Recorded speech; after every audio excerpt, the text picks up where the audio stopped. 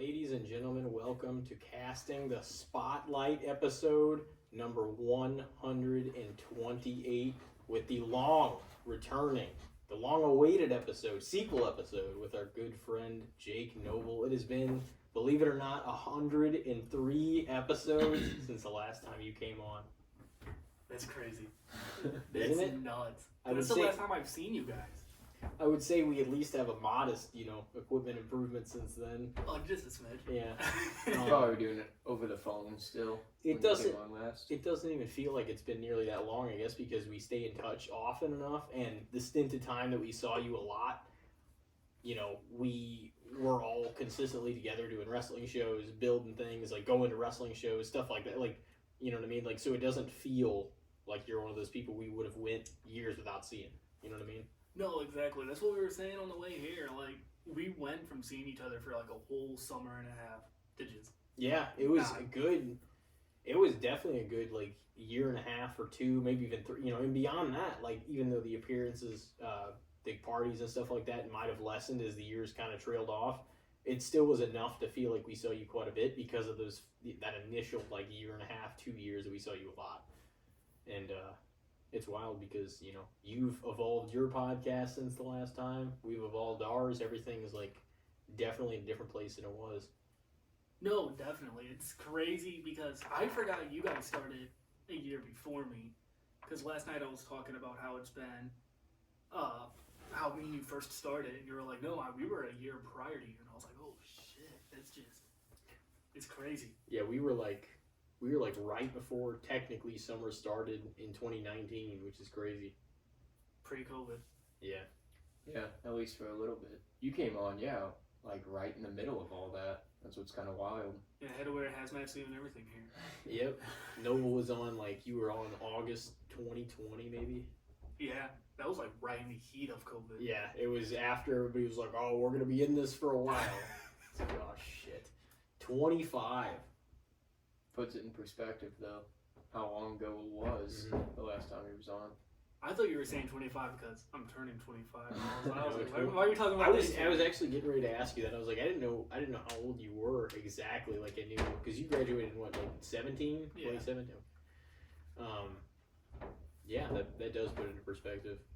But it's been a while, and I can't believe that we've done 103 episodes since you were on in 25. Well, I feel like anytime we like try to schedule something, because me and you've had like spidey conversations on like, oh, I need to come on soon, you need to come on soon, we need to do another episode together, and then something happens, whether it's I get booked for another episode or you guys already have it scheduled or something, and it's just all fell into place perfectly. Yeah, it had to, like, we were trying to get together for, I think, one of your anniversary episodes, like last year, you kind of asked me about. Yeah, I think I was gonna have you guys on for episodes 100 maybe, because I think I just passed 100 a few months ago. I thought it was your, like, 3-year anniversary or something, maybe. That is what I might have- thought it was. Like, yeah. it was, I want to say that we talked about this in, like, July-ish last year, maybe. Something Yeah, like then that. that would make sense because July 2nd, I believe, is my podcast anniversary date. Okay, and ours is June 10th. Okay, so we're like literally a year apart. Technically, because like I didn't know exactly what to base it off of because technically we didn't have our name until like the third one, but the first one that we ever aired, the date was June 10th, 2019, and I'm like, technically, if that's when it started, that's what we have to go off of, in my opinion. You know what I mean? My first, Either way, it still would have been 2019. Let me see the exact date on mine because I did like I did a trailer episode where it's just me talking about like, oh, here's what's to come on the podcast, and listening back to that, nothing that I said came from it. Like, What would you say it was going to be about? I did that same thing with my blog, too. I'm like, I'm going to talk about these sports and keep up with this, and I'm like, then I just dialed it into pro wrestling Horror and movies. horror. I'm like, Well, you go see other movies other than just horror Yeah. movies, though, in theaters. but I mainly talk, like, if I'm talking about an older movie, it's basically always horror. Mm-hmm. So I said the podcast, I'll be talking anything. I'm going to have guests, which I do. Reviews of pro wrestling pay-per-views, don't do. And then top 10 lists, which I don't do.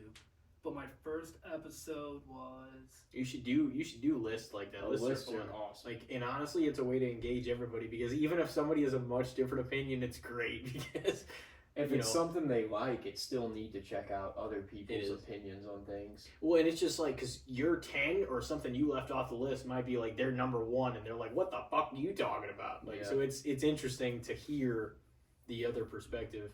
As much as you might disagree with it, it's just like because that's not what it's about. I want to do that more in my blog too. Like just Mhm. start zoning into more top 10, just because lists are so much fun to make. They are. We can do them on here too. Yeah, I we should name some off. I did I had a Google slideshow PowerPoint thing made up for my top 5 WWE Hall of Fame classes, like years, and I just never like made it into some because I was gonna make a video style of it, like me going over like how what culture does and shit. I was gonna do that and be like, oh, at number 5, the 2000 whatever Hall of Fame class, and I just never came from it. But my first episode was July 8th of 2020. So, Okay. which is insane to think that's coming up on 4 years. Yeah, you get old quick, you know. Kind of sucks. Oh, dude, knowing that I'm gonna be 25 in a month terrifies me. It disgusts me, especially because I've known you guys since I was fucking 17. 25, 26 isn't that bad though. But I I kind of remember hitting that spot though too, because you're not in your earlier 20s then when you're kind of like, oh man, I'm getting in my back half. It doesn't really feel like it hits you that hard until like 27 though. But yeah. but I do agree because like you still feel in like kind of a safe zone, but you can't. You're not the 20, 21, 22 year old that you were. So you're like, ooh, you're like, it's you're like a quarter into your life, that's assuming your life would be 100, which, let's face it, that's all I gotta say. We're not Most people. we're not gonna be 100. No. But unless some crazy technology comes out in the next 10, 15, Yeah, dude, 20 years. it could go either That way could at this happen, too. point. We could get some crazy, thing in like some chip they would implant in us that could just keep Yeah. us healthy forever, or there could be a fucking nuclear apocalypse in 5 years. It could go either way. Yeah. Well, I was hitting this little thing here, my vape, a couple weeks ago. And my brother's like, "Do you ever think about every time you hit that, you're taking time off your life?" And I was like, Yeah, "Yeah." I know. Well, people also say like one hot dog takes a year off your life, and if that's the case, man, I'm negative like 1,000. Like, how would that even work? I've never heard. It's bullshit. That's how. I've heard that cigarette takes like 3 days off your life, and I was like, "That's just." I don't think, I don't like, know. I don't how think can you that's- even scientifically register something like that? Because it's going to be Yeah. different for everybody. Yeah. Well, and while you could be smoking those cigarettes, you could be doing a lot of other stuff that's helping your health. So it's kind of like I don't think it's any better to be eating bullshit food and staying indoors and never exercising either. You know what I'm saying? Like for your whole life, like you're probably gonna die just as quick. So I don't think it could be registered just on how many cigarettes you smoke. And not that I'm saying, because obviously that's not good for you either. But like it can't be quantified just in that. You want to be healthy, you wake up in the morning, you drink a coffee, you eat an apple, and you smoke a cigarette. And you go on with your day. That's how you be healthy. I rarely smoke cigarettes. The only time I smoke a cigarette is if I'm at the casino, and I feel like there's no. It's hard not to because you're playing those games and you're just fucking drinking And it your just drink. smells like cigarette smoke in there, and Yeah. everybody has them. Well, I'll be at the roulette table because that's my game at the casino. I'll sit at the roulette table and I'll just be puffing on a cigarette, and my friend's like, "You don't smoke cigarettes?" I'm like, "Tonight I do. Tonight I do." And it's. Yeah. And I go around. I'll walk around that whole casino asking old people, "Hey, sir, do you have a cigarette?" And they're like, "Sure. Don't you have a vape?" I'm like, "Yeah, but that just doesn't hit the same as fucking dragging a cigarette, I guess." Yeah. That's the problem though, is I don't even know how old I was now, but for a couple of years I smoked cigarettes and I stopped and I started smoking a vape. And then I feel like now, just because it's so easily accessible, I can get it literally anywhere. I'm Yeah. way more addicted to nicotine now that I smoke a vape than I ever was when I smoked cigarettes. I only did cigarettes for probably one summer. I smoked cigarettes, and then I didn't do vape or anything for like a year. And then once I started vaping, it's like nicotine is a fucking hell of a drug. It sucks. And it's not even really like it gives you much. It just, you're It like, demands a lot. you get a little bit of like focus from it, but then it's like, hey, give us a little more of that. Every like 3 minutes once you get into it. It's Oh yeah. I remember the first time hitting a vape. It was Nicotine's not the thing that fucks you up, though. You know, it's the other chemicals. Yeah, why couldn't they just give us a vape that's just nicotine? And That way whatever you else. could hit it, you'd get a crazy head rush, you'd be like, I don't want to hit this again for a while, but it would give you your nicotine fix, and you wouldn't have all the other bullshit chemicals. no, dude, like it's funny. I went to the doctor about a month ago because I had the flu. They're like, well, how often do you vape? And I was like, she's like, once a day, once an hour. I'm like, I mean, more than once an hour. Like, I don't know, a lot. And she's like, oh, that's not good. And I was like, okay, I don't fucking care. Quit giving me a life lesson. I know it's bad for me, but I know you smoke cigarettes probably. I know all doctors smoke cigarettes or vape or something.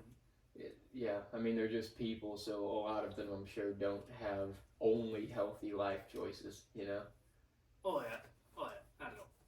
But that's the thing about doctors and nurses, like, my girlfriend's in nursing school, and she talks about how that it does just raise, like, whenever you start learning about all the conditions your body can have, it raises all this, like, paranoia. Because you realize, and it happens to every nursing student, every person going to be a doctor, like, they kind of got to settle into that, because you think, you're like, there's like 7,000 things every day that could kill me.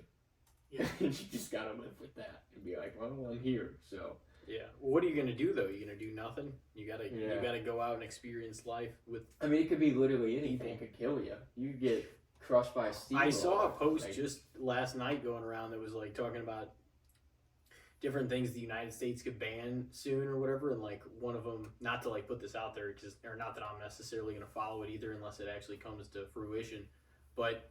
It was like, oh, Oreos. It's got this harmful. Yeah, you see that people like are posting. Lucky Charms.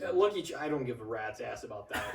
there was like a handful of things that Flamin' Hot Cheetos. Flamin' Hot Cheetos. And honestly, I like a lot of other Flamin' Hot stuff. I wouldn't be that mad if those went away because I like other stuff and I haven't bought a bag of those in a very long time anyway. But the one that I have probably the most issue with is if something happens with Gatorade in a big way. I saw that. It's hard for me to cancer-causing chemicals. It's hard for me to expect something. The only one that I would actually kind of be rough is Gatorade because like not like I die on this hill and like I drink it every day or anything like that, but like it's nice that it's out there because it's a sports drink that like it feels like it's really hydrating and everything. It's good for like my job. Too. Yeah, we get free Gatorades all summer at my I'm job not. because it's a labor job. I wouldn't honestly be. And Oreos aren't too bad either. Like they're pretty good, but like I wouldn't be horribly upset about any of those bans unless, if Gatorade is not just that. If Gatorade's a huge brand that a lot of athletes. I mean, a lot of the products they're talking about banning though are big name products that've been around forever.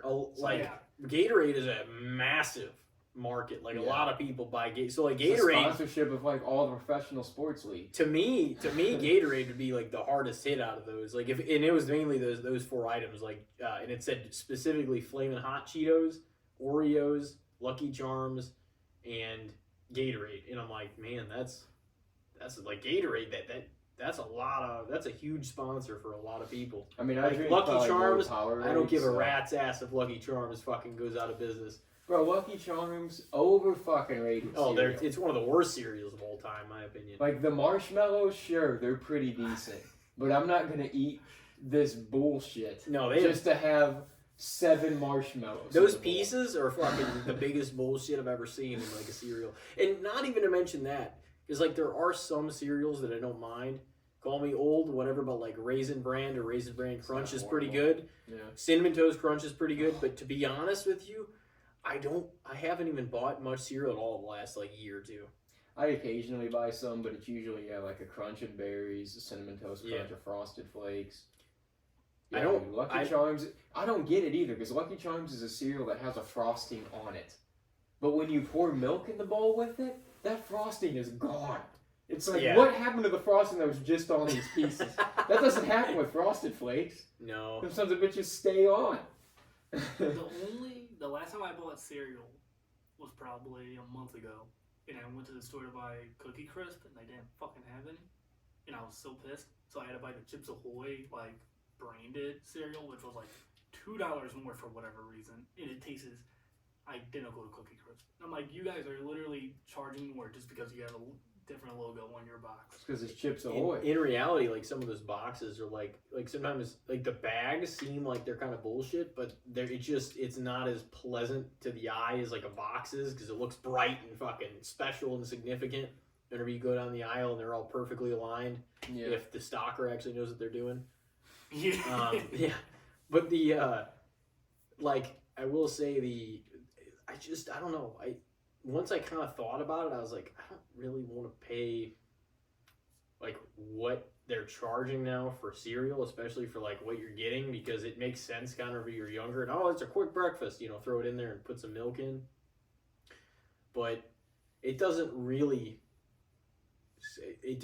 satisfy me that much anymore. You know what I mean? Like there's a few cereals that are, I'm not going to say all of them are shit by any means like that, but some of them taste really good and some of them are good.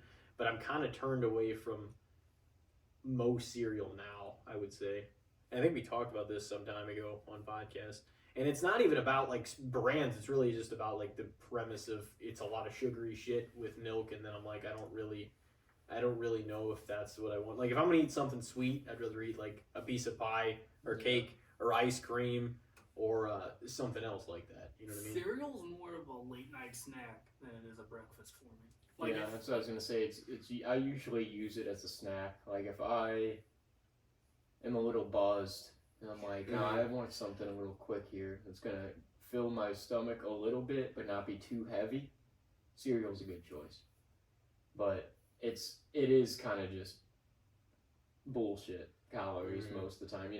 It's definitely not a breakfast. I can't be my age going to work my job and be like, well, I'll just get through the day on a bowl of Honey Smacks. It's not gonna fucking work.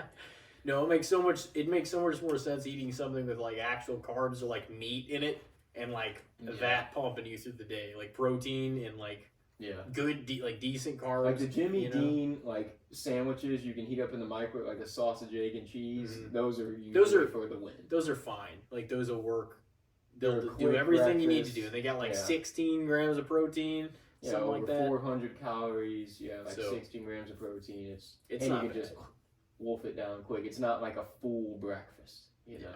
My big thing when I work with my uncle doing hardwood floors is I'll get one of those like breakfast sandwiches at the Quick Trip, like in the heating lamps or whatever. Taste horrible, but they do the job. They fill you up, and then they rip your stomach to shreds later that day. But dude, I got a chicken gas station sandwich. I got a chicken sandwich from another under one of those heat lamps at Walmart I want to say it was last week, right before I went down to Rachel's, and I was like, my God, that was actually fucking tremendous. Granted, I was really hungry because I hadn't had anything in like 4 to 6 hours probably, but I was like, that slapped.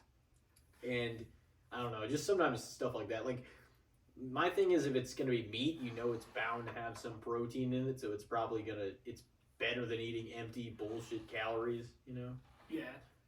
I don't know. Gas station food, I can only eat if I'm like absolutely starving or if I've had a few drinks. Like if I'm like out at the bar and on the way home and I stop to get a water, I have to get like a taquito or one of those Buffalo Bites. Oh, that's what you're stopping for. You're not stopping for the water. Oh yeah, I saved for the water. I saved for the water, so my friend stops there, and then I come back to the car with a little bag full of all the little gas station rollers, and he's like, "Motherfucker, you do this every time." Those are great. They are. They're like, and also if nothing's open, you can just walk into QT and stock up on rollers. Fills you up. And usually they're like $2 for $1, or sometimes they're like $3 for $2.50, and I'm like, oh. First thing you eat, though, out of all your snacks, whenever you come back in with either a bag of chips or candy or something else, like those are the first things you eat because they're fresh and they're like right off the thing. So you like scarf them down first. Yeah, it's you don't ever heat those up. No, God no. No. God, dude, putting a gas station roller in a microwave just sounds like a trap. It doesn't even sound right. You're better off. I don't even know if that's legal. I was gonna say you're better off putting aluminum foil in your microwave. I feel like. It would not be good for your microwave if you do that. But goddamn, so you said you're doing hardwood floors with your? From time to time, whenever. Is that your like job? Or? Or- No, I'm a line cook at Sugar Okay. Fire. Okay. But- oh, Sugar Fire's not bad. No, not bad at all. But whenever when we're slow and when they're not able to give me hours, I'll work with my stepdad or my uncle doing hardwood floors, which it sucks, but I think everybody should learn how to do at least one trade sometimes. Just because if you know how to do a trade, I don't know. Like, it makes me feel better about myself because, say, you just don't feel clueless. Yeah. You know? Yeah, granted, all I do when I do hardwood floors is I just grab the tools for everyone and I'll do a little bit of like the staining on the floor, but I like it because I wake up at like 7 in the morning, I'm done by 2 in the afternoon, and my day's done. When you're working at Sugar Fire, I work anywhere between 3 to 4 p.m. until 10 to 11 p.m. and it's just, my day's gone. I can't do shit. Yeah, I don't like. I prefer nowadays like just to be off as early as I can. Like there's a few exceptions. Like if you have a job that you only work a few days a week instead of that, then I'll work like into like later on or whatever. And I've considered and stuff. But if that's not the case, then I'd rather have a job where I wake up early, get off pretty early, and just have the rest of the day. You know. It just really depends on your situation, I guess. But It really feels like it frees up your time too. Like having a job in the middle of the day, it's just like by the time you get home and you're off and you're like in the vibe of like, all right, I just got off work, I'm ready to kick it for a little bit and do some stuff. Everything's closed, everybody's asleep, and then when you get up in the morning, you're like, well, I got a couple hours.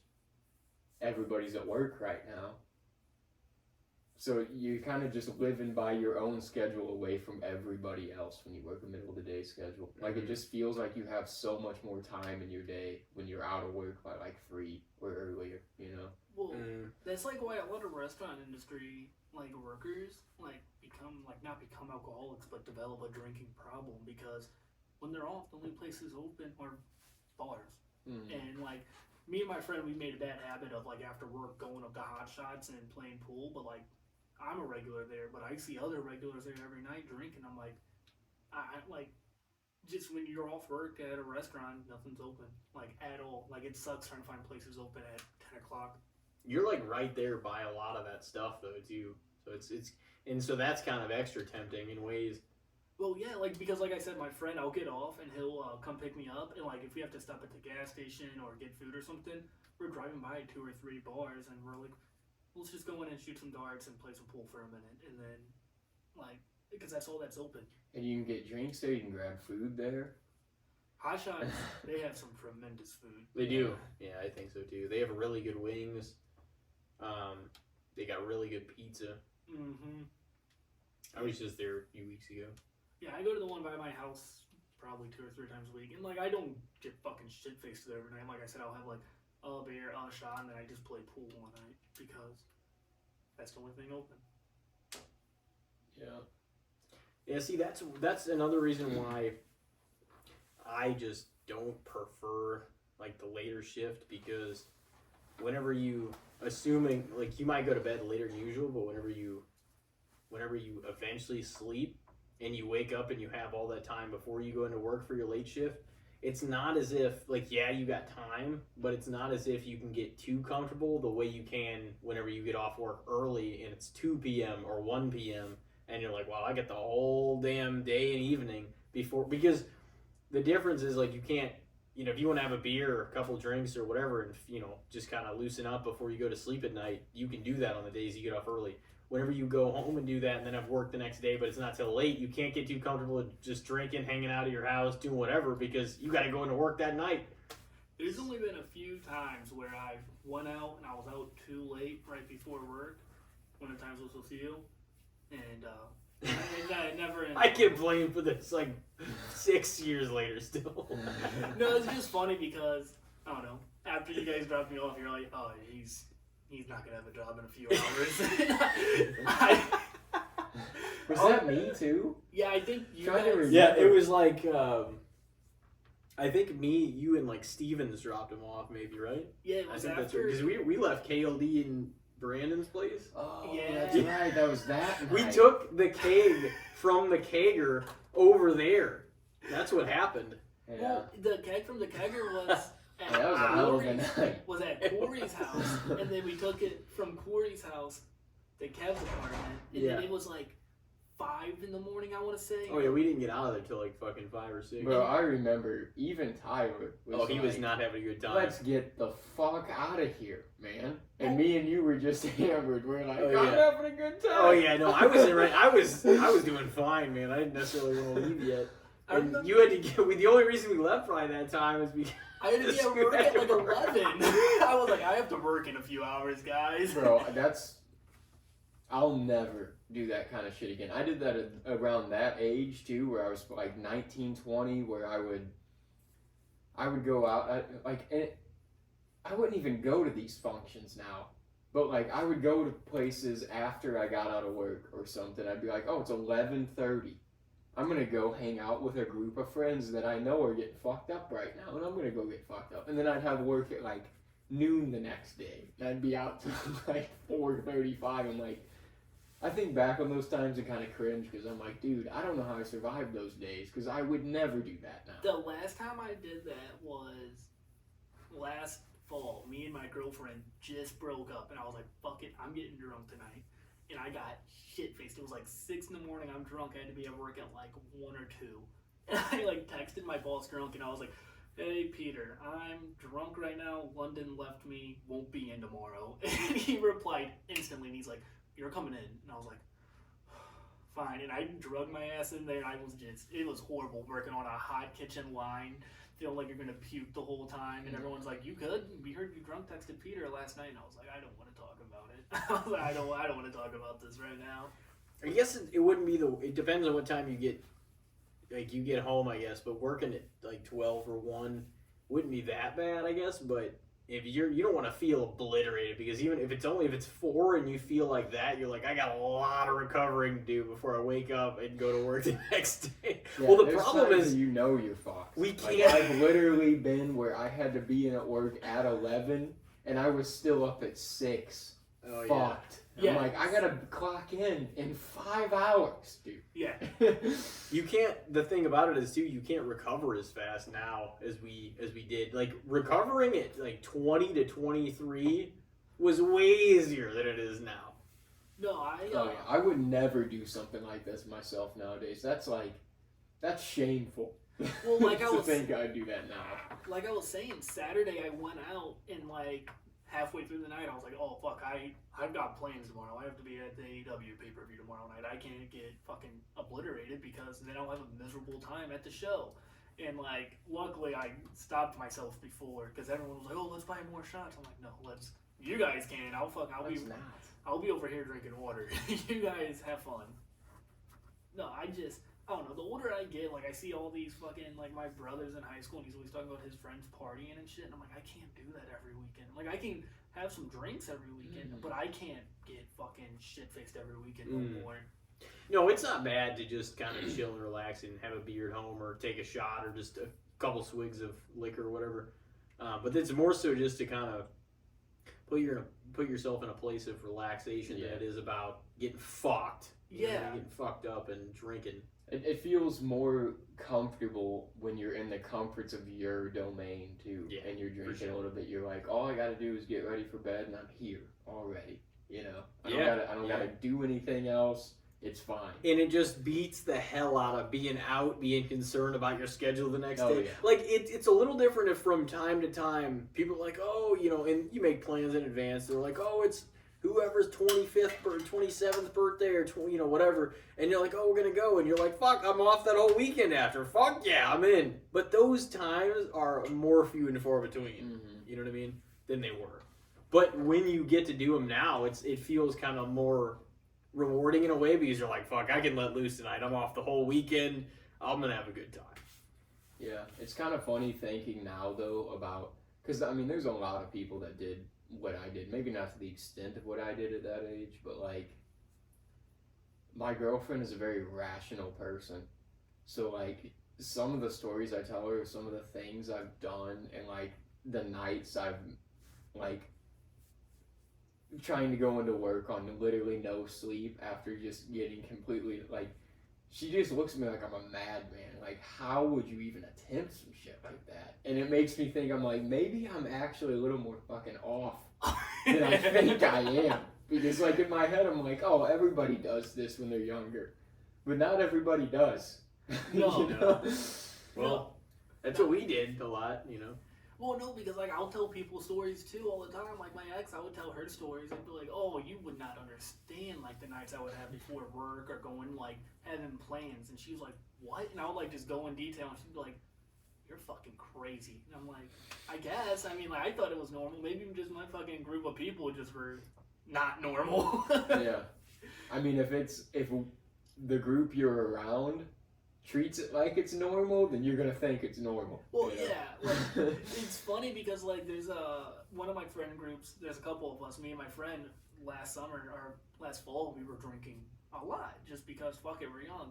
And then like one night my friend was like, "You guys need to get your fucking act together." And I'm like, "What do you mean?" He's like, "You guys are drinking every weekend," and I was like, "What do you mean?" He's like, "You're getting too old for this, man." And I was like, yeah, and that's when I kind of took a step back from drinking. Like, not why I call it Midwest sober. I just drink beer mainly on the weekends, and every now and then I'll have a shot or I'll have a mixed drink. But That's kind of hilarious. There's- Because California sober Yeah. is when you only smoke weed, so Midwest sober is when you only drink beer on weekends. I mean that's what I do because Midwest. So I drink beer, because I'll tell people, "Well, I'm done drinking," and they'll see me drinking a beer and they're like, "Oh, you off the wagon?" I'm like, "No, it's just beer. I don't see an issue with that." Like, Yeah, There that's comes mainly what I drink there now. comes a time when it just feels like you're more doing it because it's what you've done rather than you're doing it because you actually want to. You know what I mean? Like for a long time, like it's Just routine and yeah, habit. yeah, and that's what it is to fall into. Like so, in ways, it feels if you're like still forcing it in. Oh, do this and like this. You got to do this and this and this and do this fucking drug and party and drink and shit. It's just like that's just like whenever you step outside of that for a minute and you try to be rational about it, you're like, well, it's almost a little bit more sad, like to kind of have an excuse not to do anything the fuck else. You know what I mean? well, like Instead of I'm not saying like a lot of the stuff that we did and a lot of the stuff, you know, from time to time even we still do or whatever, like I'm not saying I would change it yeah, at all, like in a lot of respects, you know what I mean? Because it was a lot of fun.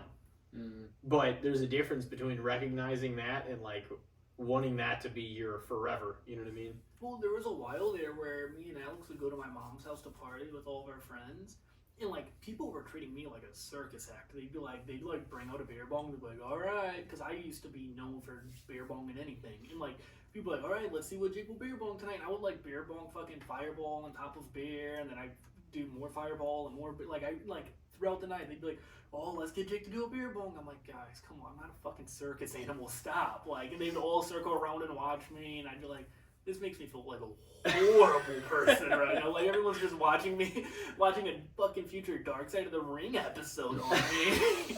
I'll never forget whenever you came over like after that the wrestling show that we had like 2017 I guess, and then you like fell into that black hole and you just disappeared. That's the night Brady threw a fucking bucket at me, and I had a scar right here for the long because I started like gushing. Yeah, blood. that was a much. bad call. I think some people got mad about that actually. Somebody got mad about that. Didn't Somebody got pissed at Brady because he was just.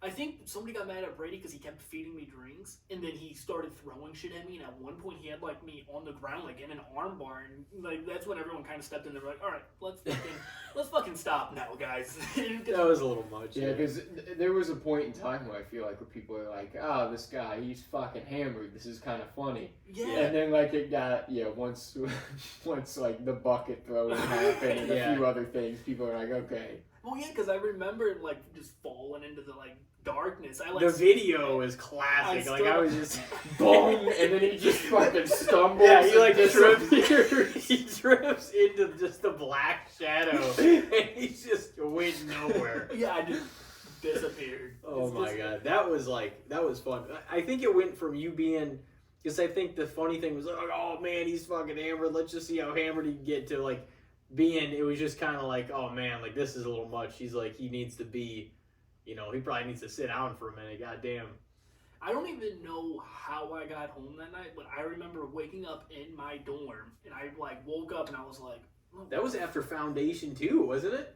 Yeah, I was just fresh. It was like After September. one of the shows, It was yeah. after like that. I think it's September because I was still here then. Yeah. Yeah, because it was like I was freshly in college because I remember, it's September 2017 then because I Yeah. woke up in my dorm Had to. and I was like, what the fuck? Because my dorm was only like 5-10 minutes away from you.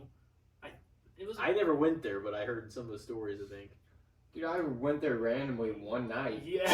I don't really remember like who I was with. I think or, it was you and I think Ethan was there. Yeah, and then like my roommate had a few people over, and I was like, no, we have too small of an apartment. Like we can only have one of us can have friends here. And it's like we had a shit ton. Yeah, of I people. thought we were actually gonna get you guys in trouble that night, kind of, because like we were going out to the lot and like smoking weed, doing all this shit. I'm just like, You had a dorm at Jeffco, right? Yeah, it was an Oh, apartment. Yeah, and the funny part is my apartment was right here, and then the next like building was the police station for the campus. And yeah, we I was were, like, oh man, we're fucking these guys over. no, we partied in that dorm so much. There was one night. I have a couple stories. There was one night where me and my friend we went and we smoked, and we came back and we still had the stench on us. And somebody complained, and I'm sitting in my kitchen frying a burger, and I hear goom goom goom, and I was like, oh fuck! And a cop walks in, he's like, hey, we heard there was a complaint for smell of marijuana coming from this dorm, and I was like, I don't know what the fuck that's about. And he was like, all I smell is a burger, and he sits down on my couch. He's like, you wanna fry me up a burger, Mr. Noble? And I was like, yeah, sure, dude. I just cooked this. Really? I cooked this cop a burger, and I fucking stoned out of my I'd be mind. like, you can have this one that I just Yeah. made. Get the fuck out of here. And Yeah. I'm stoned out of my mind, just fucking, and my roommate's like looking at me, and he's like bolting off to his room. He's like, fuck this, I need to get away from the cop because he's terrified. And I give the cop the burger, and he's like, have a good night, sir. And he just walks out my door, eating a burger. And I was like, what the fuck was that about? He's like, I'm pretty sure this kid's stoned, but if you give me a burger, I'll That's be on funny my as way. fuck. He probably just didn't give a fuck, to be honest with you. There was also a morning though, like I came home and I had a little small bottle of Jack Daniels and I left it on my coffee table, and it's like 9 in the morning. I hear doom doom doom room check, and I was like, oh fuck! I was like, no, and I like yell, I'm like, I'm putting my pants on, hold on, hoping they would fucking hold on, and I'm like running on the living room, pulling my pants up, and as soon as he opens the door, I like have my hand on the bottle and be like, locked eyes, and I was like, yep, and I just backed away, and I was like, do what you gotta do, thinking he's just gonna like find me. He gets on his phone, he's like, Jeffco PD, this is Ethan at room 424. We have found alcohol in a miner's room. I Oh was my like, god. and I'm like looking around, I'm like, It's like, this is motherfucker. a college dorm, son of a bitch. What do you And I'm like, expect? what the fuck is this about? And he, the cop comes in the dorm, and he's like, all right, Mr. Noble, take a seat here. We have to search your room now. And I was like, my room? He's like, yeah, we have to search the whole room. I had stuff in my room, a lot of it, and they like went through my room, and I'm sitting on the couch looking at my roommate, and he's like, you're getting fucking arrested, dude. And I was like, yeah, there's a very good fucking chance. They look, Be like, you're not fucking helping calm me Yeah. down. He's just like, you're Yeah, getting fucking arrested. yeah, he's dude. sitting, like, I'm sitting on the couch, and he's like sitting on the arm next to me, and he's like, yeah, you're getting left in handcuffs, dude. He's like, and he's like, he has his like phone out. He's like, I'm gonna record it too. And I'm like, all right, yeah, fuck you, dude. And he's like going to his room. He's like grabbing all of his shit and hiding it even better. And I was like, oh fuck, man. And they like walk out, and all they found was like an empty box of Mike's Hards, and they're like, we can't really do nothing about this. All we're gonna do is have you pour down the alcohol, and you can either take a $50 fine from the college or go to AA meetings. We're not gonna give you an MIP. And I was like, yeah, pour it down the fucking drain. Give me a fine. I'm not going to AA, but. He left that door. My roommate's like, they didn't find it. And I was like, shut the fuck up. They're right outside the door, dude. I was like, give me like 5 minutes to talk about this. The window's open. Yeah. He's like, holy shit, I can't believe they didn't find it. But I was freaking out. And I like, because it wasn't nothing crazy, but it was enough to fucking. It's like yeah. fucking that 70s show whenever fucking Hyde and Leo get pulled over. He's like, and Leo's like, close one, man. He's like, I thought for sure they were going to ask what was in the bag. And the cops are right outside the driver's He's door. like, I'm still yeah, here. He's like, yeah, I'm still right here. But no, dude, that dorm, it's seen hell and back because, like, we were throwing parties in there every fucking weekend for a while, and then, like, towards the tail end of the year, shit went down with one of my roommates. Two of my roommates where they got in a fucking fist fight brawl, and one of them ended up getting sent to a psych ward because he yelled out a bunch of racial slurs, and then just like everything kind of calmed down after that. We're like, we can't be like having parties here. I would imagine. I was like, we can't have parties here no more. Like the whole dorm knows our names. We're the racist guys. We gotta kind of chill. Well, no, it was just me, my roommate James, and then there was 3 other roommates who were all black, and that's why he was yelling the racial slurs. And like it just became like a horrible situation, and like the cops knew us by name. I was gonna say, whenever we were there, the one night I think we met a roommate, and it was a black guy. I'm pretty sure. Yeah, it was probably Cam because he used to party with us until it got too rowdy, and then he would just fucking disappear. Like he would we'd be partying, and it would get like too crazy for him, or like it'd be too loud for him, and he would just take a walk around campus, which isn't fucking suspicious at 2 a.m. And then he'd call me and be like, hey, so-and-so is coming to check our room soon. And I'm like, motherfucker, why? And he's like, oh, they asked what I was doing, and I just said I was getting away from a bunch of people in my dorm. And I'm like, motherfucker, why? What a great answer, bro. And like, there's one night where me and Alex, we grabbed one of those black industrial-sized trash bags, and we just shoveled all of our bottles, everything into it, and we took it to the dumpster outside, dumped it in the dumpster, and by the time they came to our dorm, they didn't see anything. But I was like, it's such an easy excuse too to be walking around the dorm in the middle of the night and a cop's like, what's going on? Just be like, I got insomnia, I can't sleep, I gotta walk around. Yeah, well, like some of the cops there were cool. There was one night, this is when I smoked cigarettes, me and Alex we'd literally walk off campus across the fucking road to smoke a cigarette, and a cop was like, you wanna know a little secret? He's like, right across the road, that little pocket right there isn't our property, smoke there, kids. And we're like, all right. And like, instead of having to walk like all the way down across the highway, we would just walk across our road like 2 minutes away to smoke cigarettes. Smoke their kids. Yeah. Hey kids, you want to smoke? I got a good spot for you. Yeah, but no, that dorm, like I said, you and Ethan went once, I think. Yeah. And it's a small ass fucking apartment. I remember you and Alex walked to my house a couple times. Me and Alex remember that. Me and Alex were just talking about how we fucking there was one time where we walked to your house a couple of times and we watched that boring ass Roddy Piper match. Bro, yeah, I don't know what Tyler put on that night, but Tyler had control of the network and he's like, oh, let's watch this. And it was some Roddy Piper match. I don't even remember who he was facing, but it was from like 1980. And it went on for like half an hour. It was like, bro, these guys are just grappling for half an hour, man. But there's also one time where it was like 100 degrees out. I'll never forget it. And Tyler's like, oh, I'll meet you guys halfway if you start walking. And me and Alex were like, okay. And we start walking and walking and walking. And he didn't meet you. No, and we get to like the front of his neighborhood. He's like, all right, hop in, guys. And we got to whoever's house he was at. We hung out for like 5 minutes. He's like, all right, I'm going to take you guys back now. And we're like, bro, what? We just walked an hour and a half. By the time we got back to my dorm, it was like 4:30 in the morning. And me and Alex were just like, we don't even want to fucking do anything anymore. We're just going to fucking bed. But yeah, we walked to your house. We walked to Tyler's. We used to walk to the gas station all the time. And cops would pull us over all the time for walking. And like, I'll never forget they asked for our IDs once, and I was like, okay, sure. And then, like, Alex is like, I don't have one. And my dumbass is like, oh, he's 17 if you need his age. And the cop's like, oh, a minor walking at night, blah, blah, blah. And, like, it was like, you're past curfew. And then he's like, you know, Jeffco has a curfew of 11:30 at night. And I was like, oh, he's not a student over there. And I don't know why I said that either. And he's like, oh, so he's not even a student over there, and he's staying there. And I was like, God damn it, dude. I'm just shooting myself. Got you all He nervous. just self-sabotaged the fuck out of the situation. Yeah, I just shot myself in the foot like 3 times in that one interaction. Oh, fuck. But for somebody who doesn't drive, I get pulled over more than fucking anybody, dude. It sucks. Dude, I'll never forget one of the funniest but most insane situations. We were helping Tyler's sister move, just thinking of not being in a car and getting pulled over by the cops. Maybe think of this. Or not being in control of a car. We were moving his sister to Wisconsin when she first moved there. And we were in Illinois and we stopped to get McDonald's. We get back on the road and Tyler didn't put his seatbelt back on. But he's in the back seat eating a double cheeseburger no seatbelt, and we're just getting pulled over.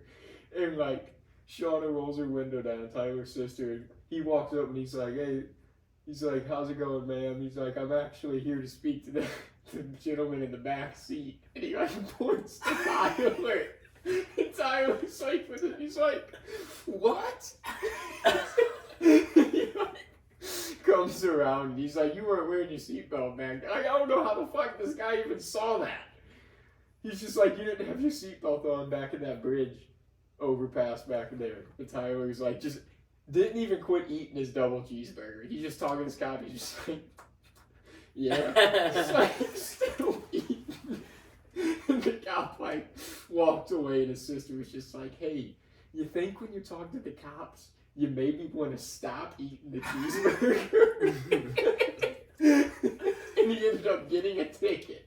The only person I've ever seen in my life get a ticket in the back seat of a car. Last summer, some dude fucking like walked in our house, like trying to break into it. And he like, I was at work when this happened, so I wasn't there for it. But he like walked in the house, and then my dad ended up being like, "Hey, motherfucker, what are you doing here?" And like chased a guy out the house and up the street. But then like a week later, I'm walking home from the store wearing a black hoodie, and I have the hood up, have my headphones on, and I'm like walking to work just jamming. And my brother's yelling at me, and I like take my headphones. I'm like, "What?" And he's like, "Hey, the cops need you." And I was like, "Need me?" And I turn around, and they like pull me aside. They start questioning me. They're like, "Well, we're looking for someone who's been breaking in houses around here, and you meet the criteria. They're looking for a man about your height, about your size, wearing a black hoodie." And I looked at the officer, and I said, "All due respect, but the motherfucker broke in my house." I was like, "You're talking to the fucking victim here." And he was like, "Are you sure?" And I was like, "Yeah, I just like I have my ID." Are you sure? I was like, "I have my ID. Like you can see the address on the ID. It's Yeah, no. this house." And he was like, "Okay." And then like a week later, same thing happened. I'm walking and they pulled me over, and they're like, "Oh, we're looking for somebody who's been breaking in houses across the street." And I'm like, once again, it's my fucking house that got broken into or attempted to be broken into. Don't fucking. Please, stop. Can you guys put something out there saying that I'm the one that just walks around minding my business? Like, I'm tired of this, man. You're like walking around breaking into your own house. You're like, "Fuck, let's get this one now." Well, now, like, anytime I have, like, my key, and, like, I'm, like, fidgeting with it, I'm, like, looking around, I'm like, I hope there's not a fucking cop on a stakeout looking for motherfuckers breaking in houses, and they see me not being able to get my key in the door. You're like, "Hey, what are you doing?" Or there's times, they'll be Trying to get your own house. There's times where, like, I don't have my key, and, like, I have to, like, walk around the back door to get in sometimes, and, like, I'm always like, this looks so shady. Like, fucking 3 a.m, I'm stumbling around into the backyard, and I'm just always afraid of cops to go, "Hey, you, fucking stop it," or something. It's just fucking obnoxious. The Jeffco police suck around here. Dude, I remember being a kid, and me and my brother and his friend, I rode with my dad to go pick up my brother and his friend, and I was probably like 7, and they were probably like 13 at the time, and they were like at a skate park, but it wasn't that far from home, and this was in the era, it was like the early 2000s, where like we begged and Dad let us ride in the back of the pickup truck on the ride home, right? So we're laying down in the back. But we thought it'd be funny when we were like coming up to like stop signs and stoplights, we'd like pop up and like look around and then pop back down. And like there was a car behind us that like got our plates and called the cops, thinking that my dad was like kidnapping people. Oh my god. Dude, it was like 8 p.m. and he was shaving. And I was playing with my wrestling action figures, and there was like a knock at the door, and I just like nonchalant like opened the door, and there's just a cop standing there, and I was like, oh. I got my dad, and he was like getting questioned over this. He's like, "No, these are my kids. Like they're right here." He was so pissed at us. Oh, He's like, fuck. "You guys are never gonna ride in the back of my truck again. You don't know how to behave." There was one morning at my mom's house, we were partying all night, and my mom left for the night. And, I'm sleeping on the couch, and I'm like, if it's somebody important, they'll fucking knock again. And they sure shit knocked again, and I'm like, I'll just fucking, they'll leave a note on the door, and then they knock like 3 more times, and then my friend Allison's like, I'm gonna go check who it is. I'm like, yeah, go check. And I'm like half awake, and I hear, Jake, there's a cop at the door. And I'm like, there's a fucking what at the door? And like, I'm 20, and all my other friends are under 21 also. We were drinking all night. And I like walk up to the door, and I like sneak out the door real quick so he couldn't like come in, because I know the basic rules. And I was like, hey officer, can I help you? And he's like, no, we're just looking for so-and-so to give her whatever, blah, blah, blah, give her these papers. And I was like, oh, she's not here. Let me call her. Can she sign off on them over the phone? And he's like, yeah, sure. And he let us, but the whole time, like, I walked back in the house and everyone's, like, hiding. I'm like, no, guys, we're all good. We're all good. It's fucking 9 in the morning. They're not busting us now. Like, Yeah, party's over. I heard there's a party here last night. Yeah, we heard there's a party here last night. We're going to put a stop to it before it happens again today. But that's the only time I've, like, waken up to a cop knocking on my door. I remember that being a worry as a teenager at, like, teenage parties, though. Like, if the cops would show up to the party, and whenever it was still popping, like, I remember kids would worry that they would come out of, like, whatever part, like, if they saw a party happening, that they would get the license plates of all the cars that were at the party, and they're like, they're gonna stop by our fucking house tomorrow, they're gonna ticket all of us, they're gonna talk to our parents. I remember that being a major concern. People would park their cars elsewhere, away from the house, just because they're like, I don't want, if the cops show up, I don't want them getting my plate and showing up at my house tomorrow. I remember at one of your keggers, Which I really don't think the cops would worry about that. If the cops, like, they got bigger things to worry about than being like, oh, there was a teenage party last night, let's go check on all these plates we got last night and see what's happening. Let's write all these down and run them tomorrow morning. What happened to one of the keggers? At one of the keggers, it was like one of your last ones. I remember, like, we were all pretty much old enough to drink besides, like, me. I think I was turning 21 in just a few months. But, like, I'm sitting up on the deck with, like, you, Ethan, and Stevens, and, like, cops show up, and I'm, like, sitting there, and I'm like, what should I do? And you're like, the 3 of us are fine. You fucking get out of here. Yeah, I was like, you should probably go inside. And I was like, all right. So, like, I go inside, and I'm, like, in the basement, and then my friends come running downstairs. They're like, hey, Jake, fucking come with us. We're leaving. And I'm like, all right, fine. And I'm, like, walking out the door, and I'm like trying to say goodbye to people, and you guys were all like, no, just fucking leave, dude. You can say, don't say bye to us. You know, like, you need to get out of here. And like, we get to my friend's car, and there's like 2 sheriff's cars like parked in front of him and behind him, and I was like trying to act all calm, and we get in the car, and we like got away like luckily without them like stopping me. But like, I remember being petrified. Like, I'm like, oh man, if they question me, I'm gonna get an MIP or I'm gonna get in trouble. But like, I don't think they would have done shit. No, there was a lot of people there, so it was hard to I don't know, it was kind of hard to, I guess, police the whole situation. They were just trying to like shut it down. They were honestly pretty chill that time, because I remember we were 21, so like me. I was pretty fucked up though, so I was kind of a dick. You were kind of mad at him. Yeah. I was mad because I didn't want the party to end right there. I was like, fuck no, this isn't gonna stop with it being shut down by the cops.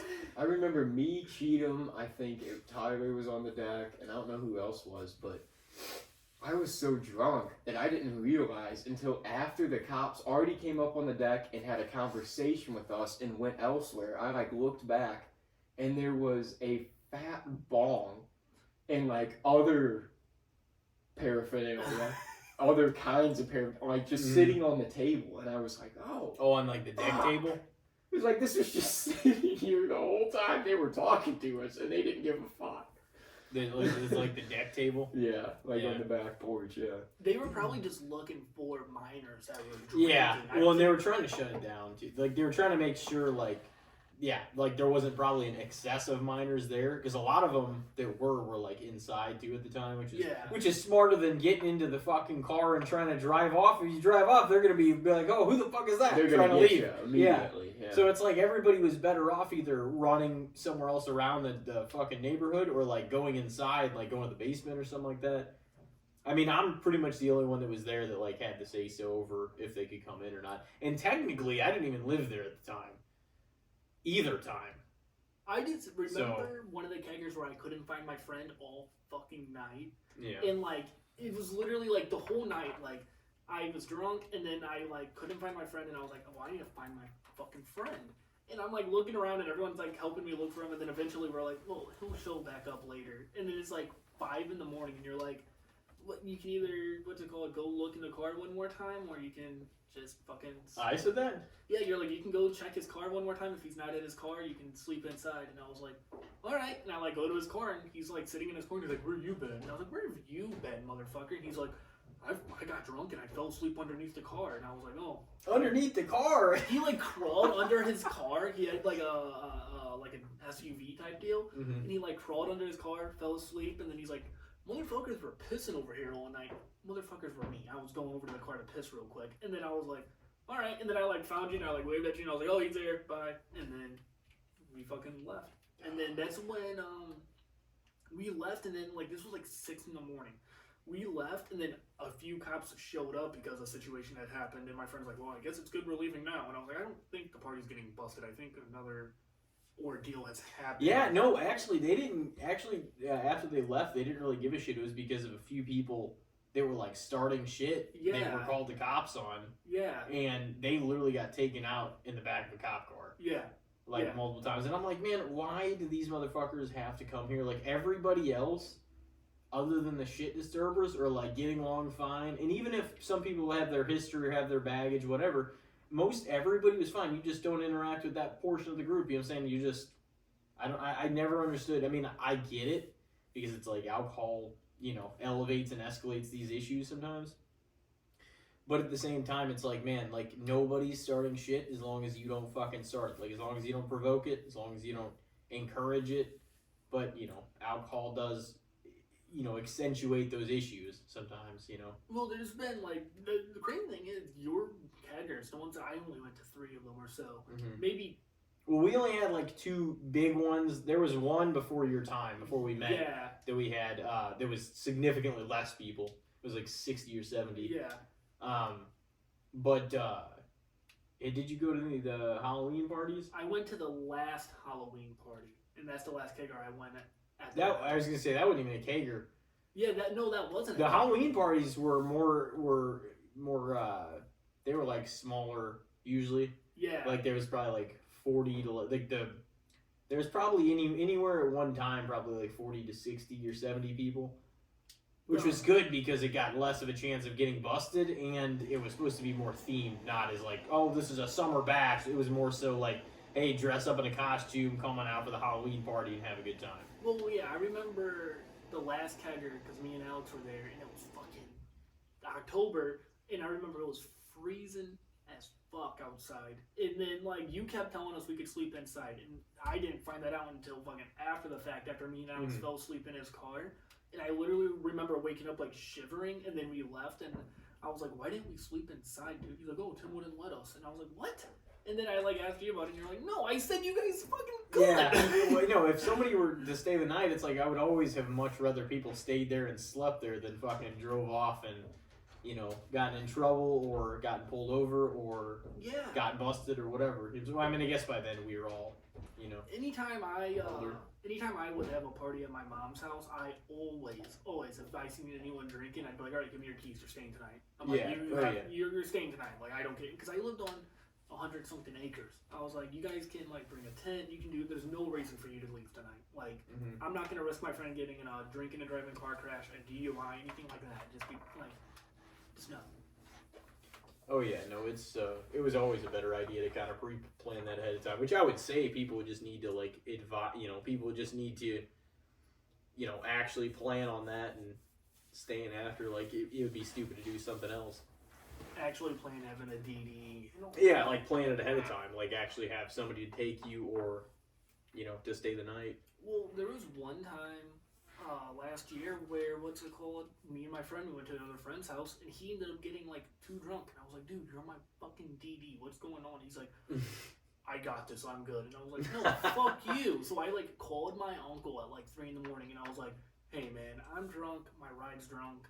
Can you give me a ride home? He's like, I'll give you a ride home, but your friend has to find his own ride. I'm like, that's fine, give me the fuck home. And then, like, I'm fucking 24, and I, like, walk in the house, like, drunk off my ass at 4 in the morning because he called my dad, and my dad, like, gave me a very deep talk, and he's like, I'm so fucking proud of you for finding a ride instead of getting in a drunk car. And I'm like, just fucking common sense, dude. But, yeah, and he's like, I I would have been so sad if something would have happened to you last night. I'm like, yeah, I mean, I'm fucking smart. Like, I know better to get in a car with somebody that is, because he was so drunk that he was ripping his shirt off, telling me to fight him, and I was like, you're not getting behind. Oh yeah. I'm not getting in a car with you behind the wheel. I was like, if you trust yourself, good for you, but I don't trust you, and I'm not getting in the passenger seat tonight. Like, not happening. No, it was a good call on your part. I would Yeah, say. yeah, he's ripping off his shirt. He's like, let's fucking wrestle. And I, like, fucking took him down, and I, like, fucking had my arm on his neck, and I was like, are you done? He's like, yeah, I slipped one more time. And, like, I just kept fucking slamming him. I was like, when are you going to That's the learn? problem with drunk people. You have the confidence that you can do anything, but you're hammered, so you don't have the coordination to do anything. No, not at all. You guys want to call it a break and come back in with the good, the bad, and the shits? Absolutely. Also got some questions to ask you about I'm sure that'll play into the segment and everything about the work you've been doing with the local promotions and whatnot. So we can get into some of that stuff as well. I absolutely want to talk about that. But it's been nice catching up as well. So, ladies and gentlemen, stick with us. We will be right back from our break, and we will start on the segment. So, we got Jake Noble in his sequel episode tonight. Stick with us, and we'll be right back. Ladies and gentlemen, we are back from our break with Jake Noble, the sequel. And it is time for the good, the bad, and the shits. Oh, yeah. Another round. It is a round. Are you ready, Jake? So, Jake, it's been 103 episodes since your last appearance with this segment. I'm not sure what yours were. Do you remember? No. But it's been way too long. You know? I can't think of it to save my life what mine could have been. So why don't we start with some good old, whatever your Whatever whatever yours is. Well, last night was AEW Dynasty. Took place right here in St. Louis. Yep. Already people are saying Will Ospreay versus Bryan Danielson was maybe one of the best matches ever in some people's mind. It was a damn good match. So my topic is Will Ospreay. Do we feel like is it already getting to be too much? Or is he gonna forever just be underrated because he's that damn good? I wouldn't say he's underrated right now, would you? Underrated? Yeah. Well, that's what how'd you phrase it? I mean, I feel like there's a good section of the casual wrestling viewer that probably doesn't know him. Yeah. Well, a lot of people put him over as already like one of the greatest ever, though. That's the thing. Yeah. So it's like They're like really big. it's into overpowering. wrestling fans are like, oh, this guy's fantastic. But if you're just watching mainly WWE products, which a lot of people do, they might not even really. He might not be on their radar even. In ring wise, I think he's top 3 right now. In ring wise, bell to bell. There's some stuff he needs to work on, like psychology. Like he's getting better at it, but I think he's top 3 bell to bell when it comes to moves and how he performs them and how he he rarely fucks up. Rarely fucks up. Yeah. There was such high standards for that match last night too. Yeah. Where it was like, I even was worried for them before it started because I was just like, dude, everybody is already so hyped for this. And like you said, Justin Roberts was like, what was the phrasing he used? He said, ladies and gentlemen, the next match is an absolute dream match. And I was like, fuck, It's dude. like, why would you put that on them, man? And, Like, but they absolutely delivered. Like, dude, if there would have been even 1 or 2 slip-ups, there would have been people on the internet like, well, that was a fucking letdown. These guys fucked up in there. one thing I will say is, I'm tired of Brian Danielson doing the seizure selling, like selling that he's having a seizure because of his past neck and brain injuries. He's done it so many fucking times since he's returned that one of these times it's going to be the little boy who cried wolf, and he's going to legit be having a seizure in the ring, and no one's going to believe it.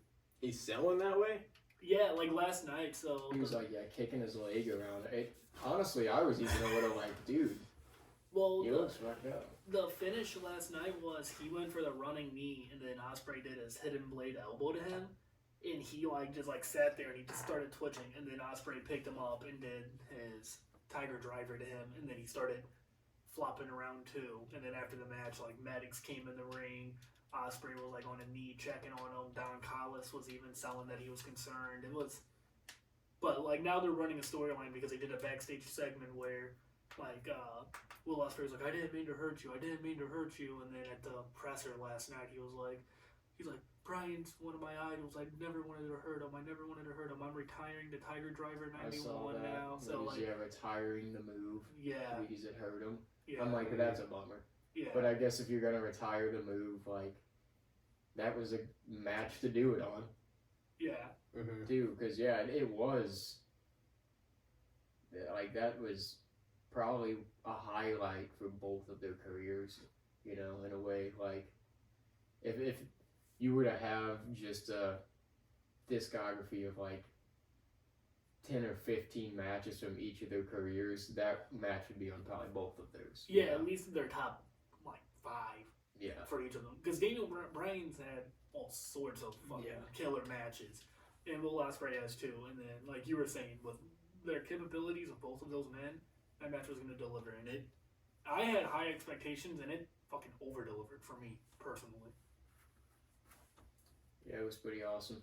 See, and Brian's always been one of the smartest ring psychologists of all time. If you look back, maybe his character wasn't as fleshed out or developed, but in ROH, but those matches were fucking tremendous. Even in the late 2000s, whenever he would work back then. You ever go back and watch some of that stuff? I've seen clips of those matches. I've never sat down and watched a Ring of Honor. We got to see some of the shows live back in 2009, whenever a lot of the talent was still there. And they were really good then. You could tell they all had something. It was just kind of a matter of, I guess TNA, whenever it first came about, it instilled hope that some of these more independent wrestlers were gonna go somewhere than you had realized before, because you just thought it was WWF, the best characters, best pro wrestlers on the face of the earth. They're there. You know what I mean? That's kind of what you think. Well, yeah, and people are they're saying that Cody versus Roman was the best sports entertainment match in recent history. And then this match last night was the best pro wrestling match in recent history. With both matches were fantastic. I'm not taking anything from either or. Oh yeah, no, I just meant at the time, people were, after WCW closed and that whole shit happened. It wasn't really TNA was that serious as a competitor until you saw a lot of the big names going there. It was kind of oh shit, it felt bigger, and then they left, and then it didn't feel the same. But now there's AEW, so there's kind of in terms of the money they have to finance, to pay some of these wrestlers, they both have a lot of money they can pay big names to, Well, yeah, and the state of pro wrestling now is crazy because you also have the independents, which are Matt Cardona's came out and said that he's made more money doing than the indies than he was ever making being signed. If you know how to market yourself in indies, you can make good money too. He was smart. Oh yeah, he was his personality just ended up working better for him as an independent wrestler. Almost having that creative control, he made it work. Which is crazy because his in-ring work is not independent wrestling like what people want at indie shows for the most part. He's a sports entertainer in an independent wrestling world, and he capitalized on that. Was his the death match with Nick Gage that he did. That was that put him on the map on the indies, I feel like.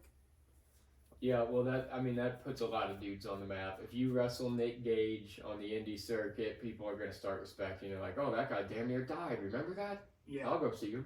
Mm-hmm. Yeah. I guess just seeing that those two clash of personalities meeting was just, oh shit, this doesn't seem like something he would do. Poor David Arquette. Hey, we're gonna give David Arquette a match against. Did you watch Nick that, Gage. Doc? I watched the Dark Side of the Ring on Nick Gage. Is that what you're talking about? Yeah. The David Arquette. He had a "You Cannot Kill David Arquette." It was about him getting back into wrestling. Oh. Yeah. No, I haven't seen It's that. pretty good. It's pretty damn good. Yeah, he went through some shit to kind of be oh, well, I knew I unfairly, he got the belt, obviously, back in 2000 and shit. Yeah, A lot of people are he still was like, like oh. saddened by that because he's a wrestling fan. So he's like, I didn't want to be one of those guys that was hated by wrestling fans. So he decided to come back in and just wrestle a lot of like train and wrestle a lot of independent wrestlers around the country. Okay. I Yeah. didn't know that. I thought he just had that match against Nick. I didn't know he had other matches. Yeah. That's Oh yeah, he had like a whole chain of like huge matches back in like 17 or 18 maybe, Yeah. I want to say. Remember, A lot and of he that even was- started because he started at the very bottom and worked his way up. Like he literally his Mhm. first show he competed on in that documentary was actually like high school and college kids' backyard show. He came and competed on their card. That's fucking nuts. That's fucking crazy. I didn't know that. Yeah, it was pretty awesome to see because I mean, you know, we were all into that, so it was like, oh shit, you know, can you imagine if we put Dave Arquette on the show? Dude, while we're on the topic, Sam Richardson, you guys have met him. Yeah. He, Adam Raw. Adam Caster, Yeah. he was telling me a story about how he was going through emails from back when he was doing backyard shows, and Brian sent him an email like in 2000. He's like, hey, my name's Brian, I'm from Seattle, I do backyard wrestling shows. I see you do backyard wrestling, do you mind if I come to your show and wrestle? And he didn't think anything of it, and he just didn't like say yes. And he, like, looking back, he's like, I could have had fucking Brian Danielson in the backyard. Like, it's just nuts. Was it the whenever he came to like I want to say that was Foundation too, wasn't it? He came. I think it was. 'Cause it was whenever we did that triple threat ladder match. That might have been it. Yeah, that might have been it. But he was telling me that because me and him drove to Chicago to see Jushin Thunder Liger one summer, or like not even summer. It was I was still in school, but like we drove out there and we were just shit talking the whole time, and he told me that story, and I was like, fucking Daniel Bryan wanted to wrestle for you in your backyard, Fed? That's nuts. Like, could you imagine if like we had somebody fucking hit up GTW, hit up Dom, and was like, hey, my name is. I don't even know who was a big indie name back then, but Didn't Dom buy that ring? did he? The one that they had at like training, like the dojo. I'm pretty sure he bought that one. No shot. I I don't didn't. want to. No, I thought that he put one in his backyard, didn't he? I don't think he did. No. To my knowledge, I don't think he did. I Oh, even talked to shoot. Dom in a handful of No, I was years. gonna say I thought that he. I don't know. Like Corey said something about it. Like he was thinking about buying it maybe. He might, yeah. But I was like, that sounds like something he would just why not? Like put it where the fucking old, all that used to be. Just have a real ring out there. Yeah. That'd be fucking crazy. It would You be. would have to like really look after that and cover it though, or just deteriorate that. Yeah, Yeah. that's true too. Yeah. Just in a backyard having a ring. That's Hey, why. honestly, that ring wasn't that bad for like all the mats and like the tires and shit like that. It really was. It was pretty good. Yeah. It was the best one. At least we evolved there. Oh, It yeah, got it better was and better. definitely the best ring I wrestled in. Yeah. Oh, We that's- wrestled on the damn ground for a good while. Have you seen that soft ground Uganda wrestling? These kids in Uganda, they wrestle and they wrestle in these like mud pits. And like now like and they're starting to gain traction and they made like a GoFundMe to get an actual ring, and like Will Ospreay donated like $500, and like Mason Mansoor, they just flew out there to have a match for them, and like more and more wrestlers are going out there to wrestle for them. It's called Soft Ground SGU, but like they do all like it's all these foster kids wrestling because they're wrestling fans, and all their ring is like 4 like posts with ropes, like literal string ropes as their ropes, and they just fucking wrestle in the mud. It is the most craziest shit ever. Can you imagine, just like a pro wrestler, like, oh, let's go have a match out there. Yeah, that's what Mason Mansoor did. They went out there because they were running an angle or something, and then like Mason Mansoor came in and like beat up the heel and hit their fucking finish on him on the fucking ground, like on the dirt. Cody, he's a man of the people. He's kind of politician, like he needs to go defend the belt Oh my in the mud god! ring. Imagine Cody Rhodes wrestling. He's a fighting champ. He's a fighting champion. That would be nuts. I mean, He's he's like- kind of being booked as the next large like face though. But somebody pointed that out. They're like, oh, was he like taking Roman's spot? Roman was taking that. Like, I don't know if that's how he's being positioned or not, or if he's just gonna be like the face of the time. You know what I mean? Because it still feels like while Roman's around, it's still kind of his. I mean, Era. Cody's one of the biggest faces He in the is. company. No, he now, is, for sure. One of the but- biggest companies in pro wrestling. Is he right being now. positioned as the face, or is he just the face, like to counteract Roman's era? I feel Like, like, is it this kinda is like- one of the most undefined eras when it comes to like an actual face of the company. Like it is Roman, but Mhm. Roman's not there enough to actually claim it to be his necessarily anymore. So it's Yeah. like Cody and Seth kind of fill the spots when he's not there. Then he comes back and it's kind of him again. You know what I mean? Because It he's kind of kind of feels like it transitions between Yeah. a circle of guys. yeah. He's kind of like he's put. I feel like the grunt of his work in that sense. He's still gonna wrestle for a while, but he's like kind of now moving on to the. It'll probably be like spectacle, special matches every once in a while, kind of thing. Maybe. I mean, he might be. He also could be kind of like how Rock just was full time for like a season, and then other than that, he'll be Yeah, only having matches here and there or something. Yeah. I don't think Cody's gonna be the next Cena or Roman. I think he's gonna be the filler until they find that next Yeah, one. Because Well, he's kind of like the face since their guy happened to end up being. But he kind Heel, of like you know? acts when it comes to the interaction with the crowd and the granting the wishes and the signing the autographs and the being the kid's hero. Like he kind of does fill that Cena role more Yeah. than Roman ever did. Yeah. In a lot of aspects too. and the crowd's not like turning on him like they did with Cena and Roman. No. Yeah. Because Roman was his Yeah, his yeah. successful face era never really has occurred. I feel like until he gets brought back, to be honest, I because feel like when he got comes over back, as he'll a be a face. he got over as a huge heel, Yeah. So it's Yeah. like He'll have to take down the new bloodline that's just running rampant on SmackDown. that could That's- be cool, like a bloodline war kind of thing. I saw that some of the I don't know where they're. that'd be wild. Apparently, Jacob Fatu's debuting this week. Apparently, like there's rumors of him showing up and going to be on Solo's bloodline. I guess. I feel like it's gonna be Solo, Tama and Jacob versus Roman and the Usos or something like that. Yeah, and I hope they do something cool with Jey Uso, like not fully going back yet. Like I hope like he has those trust. I could see him trusting Jimmy because Yeah. that's his twin, and then still having like a little bit of shadiness towards Roman for Yeah. a little bit. Well, somebody was also suggesting they were saying Solo, Jacob, Tamatanga, and someone else against Roman, the Usos, and then like, oh, who's gonna be the fourth member? And then they're like, oh, fucking honor you, Sami Zayn. Like having that I don't know, having that initial like bloodline reunion with like Roman and the Usos, if it's just them at first, is gonna be crazy as faces. Yeah. Like that first time you hear, how does the Usos theme? Uso. Like the first time you hear that, that pop's gonna be nuts when they come out together again. Yeah, and you know what'll probably happen. Especially now that they basically said, Jimmy, you're fucking done. Yeah, Jimmy's gonna try to like talk to Roman and be like, we need to stop Solo. And Dude, my only problem with this whole storyline is they've said, hey, you know what? We need somebody to just get the shit in and get buried the whole time. Give it to Jimmy. They have fucked Jimmy the whole story. There was no reason. I mean, I guess if you're going to advance the storyline with him losing at Mania, yeah, but like, it just feels so unnecessary to just have him always taking the ass kicking.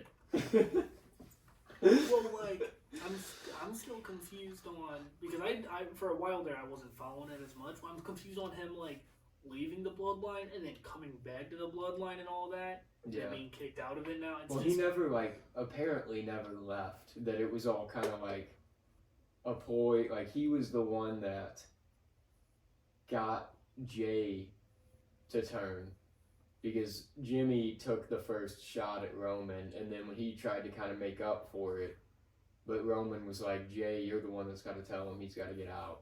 Yeah. But then when Jay had to tell Jimmy, hey, you got to get out, he's like, if you're out, I'm out too. You know. Oh, okay. Yeah, that makes. But then whenever Jay finally got his chance with a one-on-one shot for the belt with Roman, then Jimmy got jealous and turned on him.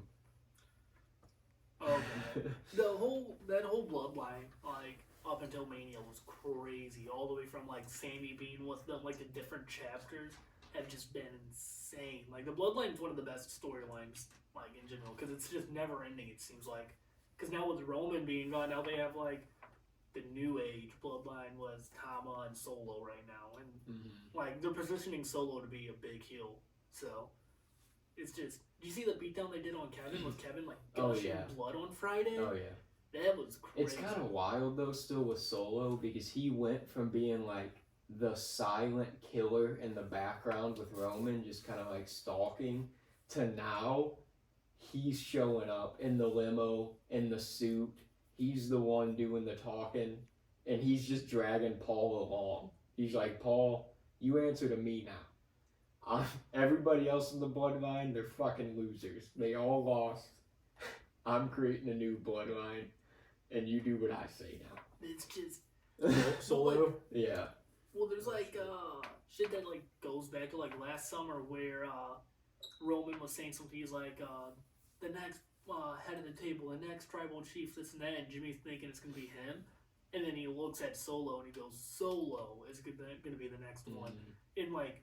Now I think the story they're gonna go with is Roman has created a monster that That's pretty much what Heyman's saying. He's like, if you could just wait, this would all be yours eventually and stuff. And Solo's like, no, like I'm the one who's here now. This is mine now. Yeah, it's crazy. Like I said, I think they're gonna do a War Games with the bloodlines facing each other, and it's gonna be like I hate the term, but it's gonna be cinema. Like, you think The Rock's gonna come back for that? Like, is that what he's? Yeah, maybe The Rock could be on Solo's new team. Like, because I mean, like. Or he could just say that he's been working for the tribal chief the whole time, and then actually say that it was The Rock this whole time. You know. Yeah, because Thomas. He's like, The Rock's the one that didn't lose. Like The Rock pinned Cody at Mania. Yeah. Roman's the one that lost. Yeah. Yeah. Because Jimmy, is that why they threw him out? I guess. Yeah, because he lost. Because he lost in a stinker of a match. Yeah, I was gonna ask you about that. So that was the worst match of Mania, and you lost. I was gonna ask you about that because fucking I like that's one of the things that I've heard mainly about the Mania was that match was kind of a letdown to a lot of people. I mean, I wasn't expecting much from them. They're the same like in ring wise. They could have built it more emotionally though. You know what I mean? They just did super They were kicks. at an emotional high with each other 6 months ago, and then it died out, and then they're like, oh, we're still doing this match though, and then they like had a couple run-ins with each other in the back leading up to Mania. And like they had like a face-off at the Rumble because they were 1-2, and then Jimmy started costing them titles and all that match needed a stipulation. Like it should have been. That's what I thought too. It should have been like a Bloodline Rules match or a Samoan street fight or something like that, so they could have used weapons rather than just super kick. Yeah, they could have made it seem more. That could have made it more emotional too if they're in there whacking each other with chairs and kendo sticks and shit. Yeah, definitely. And then their part in the main event of night 2 was cool with them brawling and fucking spearing them off the stage. That was fucking. I was not expecting that. When he speared him, I thought it was just gonna be on the ramp. I didn't think they were gonna go flying off through a table. That fucking was crazy. That they want to make it fucking huge, you know. That Mania 40 ending was the craziest fucking 10 minutes ever. Just one thing after another. Dude, when that Shield theme hit, I was fully confident Mox was coming out. That's what a lot of people say. Yeah. Well, the way commentary was selling it, they were selling it as if, anything can happen because, Corey Graves was like, this can't be happening. There's no way he's here. There's no way that's happening. And then, Michael was like, anything can happen. This is getting too much. And then it was just Seth, obviously, but it was, I thought Mox was going to fucking come out. I thought he was going to come out in the Shield gear. I don't know why I thought that because Mox will never go back, I don't think, but. Yeah. That's what a lot of people said, though. In that moment, they're like, holy shit, is it going to be both of them? That match, it's been a while since I felt like a little kid again watching wrestling, but that match, dude, and when The Undertaker came out, I jumped up. I was expecting Stone Cold, not Undertaker. Yeah. Everyone was expecting Stone Cold. Yeah. That was just insane. One thing after another. I thought it was really cinematic and cool, because it was like full circle for the Seth and the turn with the Shield thing, and then whenever he chose to like slap Seth with it to get his revenge instead of just finishing it on Cody and getting the pin, Yeah. it was kind of like, damn, like that was kind of part of his downfall. Like that's why he lost the belt. Well, yeah, and like You know, Seth is Roman's kryptonite. Like he just the only 2 title defenses he's lost was the first title defense he lost. It was by DQ, so he didn't lose the belt, but was against Seth when Seth was in the Shield gear at the Rumble, and then he lost it this time because Seth was in the Shield gear. They're playing the part of like that traumatized Roman. Yeah, that's why Roman turns on everyone. He now. loses his rationality like when he's around in the Shield gear. It just like brings him back to that moment of being vulnerable. Yeah, they like disqualified him for the match because he beat the shit out of Rollins after he pinned him with the chair over and over. I'm pretty sure. No, they disqualified him because he locked in the guillotine and Seth had the ropes. And the ref did the 1, Oh, 2, fuck. 3. He still beat the hell out of him with the chair, though. Didn't Yeah, he? right I'm pretty after. sure. Okay, I was gonna say for some reason I thought it was reversed. That's what I had read, but Yeah. that makes sense. Yeah, he beat him with the chair after the match, and then at Mania he beat him with the chair, just how Seth did to him, and it was just that whole moment, like that eventual Roman and Seth match that they're gonna have again down the line is gonna be crazy because they're gonna play more into Roman being like, Dude. "You're the reason I have trust issues. You're the reason I'm the way I am. You're the reason." He has a whole feud set up there with he could get involved eventually with the Solo storyline and The Rock. Like he's got a lot of shit laid out for him right when he comes back without even being involved in Cody's story. You know what I mean? Yeah. And like at this point, he doesn't need to. He just had a reign that lasted that long. Like he's not going to be. And if they give him a break long enough, like so everyone can take a breath from the story, even though he wasn't there all the time, you still saw nothing but him for 3.5, 4 years. You know, so it was like, damn. So whenever they finally do, you know, he finally does come back, it's gonna be like a fucking huge. I don't know if that's gonna happen like later this year at Survivor Series or like Rumble or you know when. You got to think he would have a match on next year's Mania though, because why wouldn't you? You know, I don't think he needs that long of a break. Like he needs to be in something before that show for sure. Well, now they're talking that they're not even doing Rock and Roman next year. They want to do Rock and Cody next year, which I did see that. I mean, they already kind of built that into being something the night after Mania, but I was wondering if that was going to be Mania or if they were going to do it before then, or because he's filming till August, so they can't really build it before SummerSlam. Yeah. Maybe they could do Rumble, have Rock Survivor Series, but it doesn't feel like a Rock and Cody match feels like it should be Mania, but I mean, you could even have Rock, but then people would be pissed because it would feel like the Cena Punk Rock thing all over again. But I was going to say, if you had Rock take the belt off Cody before Mania, you could even still have Rock Roman at Mania. But people would be like, hey, fuck Cody. Yeah. They could do Seth and Roman though next year if they did Rock and Cody and made those they kind of could. big. Yeah. But like everyone wants that Rock and Roman match. And But I mean, they might even do, if Roman doesn't come back still for however long, he might still, like, that might be when he does the Bloodline storyline, his next Mania season. He might not even come back till January. Yeah, I can see that. Yeah. Because Roman hasn't been on TV. They haven't said where he's at since Mania. Yeah, and they said he's going to be gone for like an extended period. Oh, Yeah. so it was going to be more than 6 months for sure. Oh, and so is Seth. Seth wrestled both those matches with a torn meniscus, apparently. Yeah. Like, his knee was fucked, and he has to get surgery. I heard it's anywhere between, like, 2 to 9 months before he can return, which is, like, either in a couple months or Rumble season, like, he can return. And it's also about, like, when the right time to bring it back is. You know what I mean? They got to plot effectively. Yeah, exactly. Roman's also filming that movie, right, with Rogan. A bunch of people. I'm not sure what it is, but he is filming something, isn't he? Yeah, because I seen a picture of him on set with a bunch of people not too long ago, I think. Yeah, he's going to be transitioning into more Hollywood projects here soon. Mm-hmm. Most definitely. And Cody's going to be in a movie here soon, too, I heard. Like, they want him in a movie here soon. I forgot what movie it is, but... The Marines 17. It might be. I think it's a Taxi Driver, I read. They're going to have him in Taxi He's going Driver. to... What, like a remake? Yeah. No. That's what I read. Quit remaking these movies, and for God's sakes, how are you going to remake a Scorsese movie with a young Robert De Niro and have who knows directing it with Cody Rhodes replacing Robert De Niro. And I love Cody, but that is a terrible way to start your acting career. They will fucking bury you. Let me look it up. I forgot what I'm almost positive it's Taxi Driver. Oh, Jesus. All right. Okay, maybe not because I looked it up and nothing's coming up. Oh, fuck, we still haven't said for Will Ospreay. Oh, yeah, we probably should say that. Yeah, we went in deep. Oh,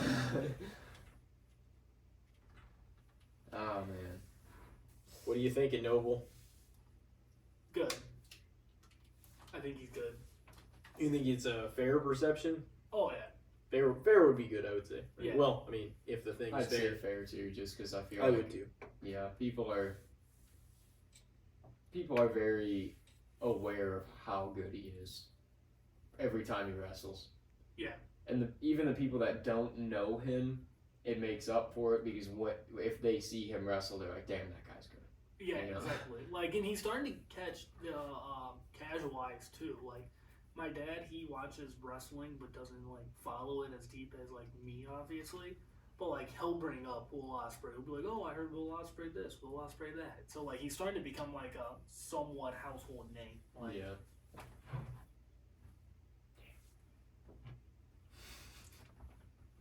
But yeah, fair. I put him at fair.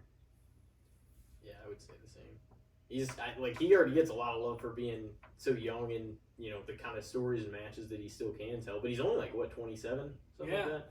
Yeah. So he's still got a long time that he could probably have classic matches like that and work with the entire next generation too, you know? He might. I wouldn't be surprised if he still makes his way to WWE at some Oh, yeah. point. Oh, he's so young.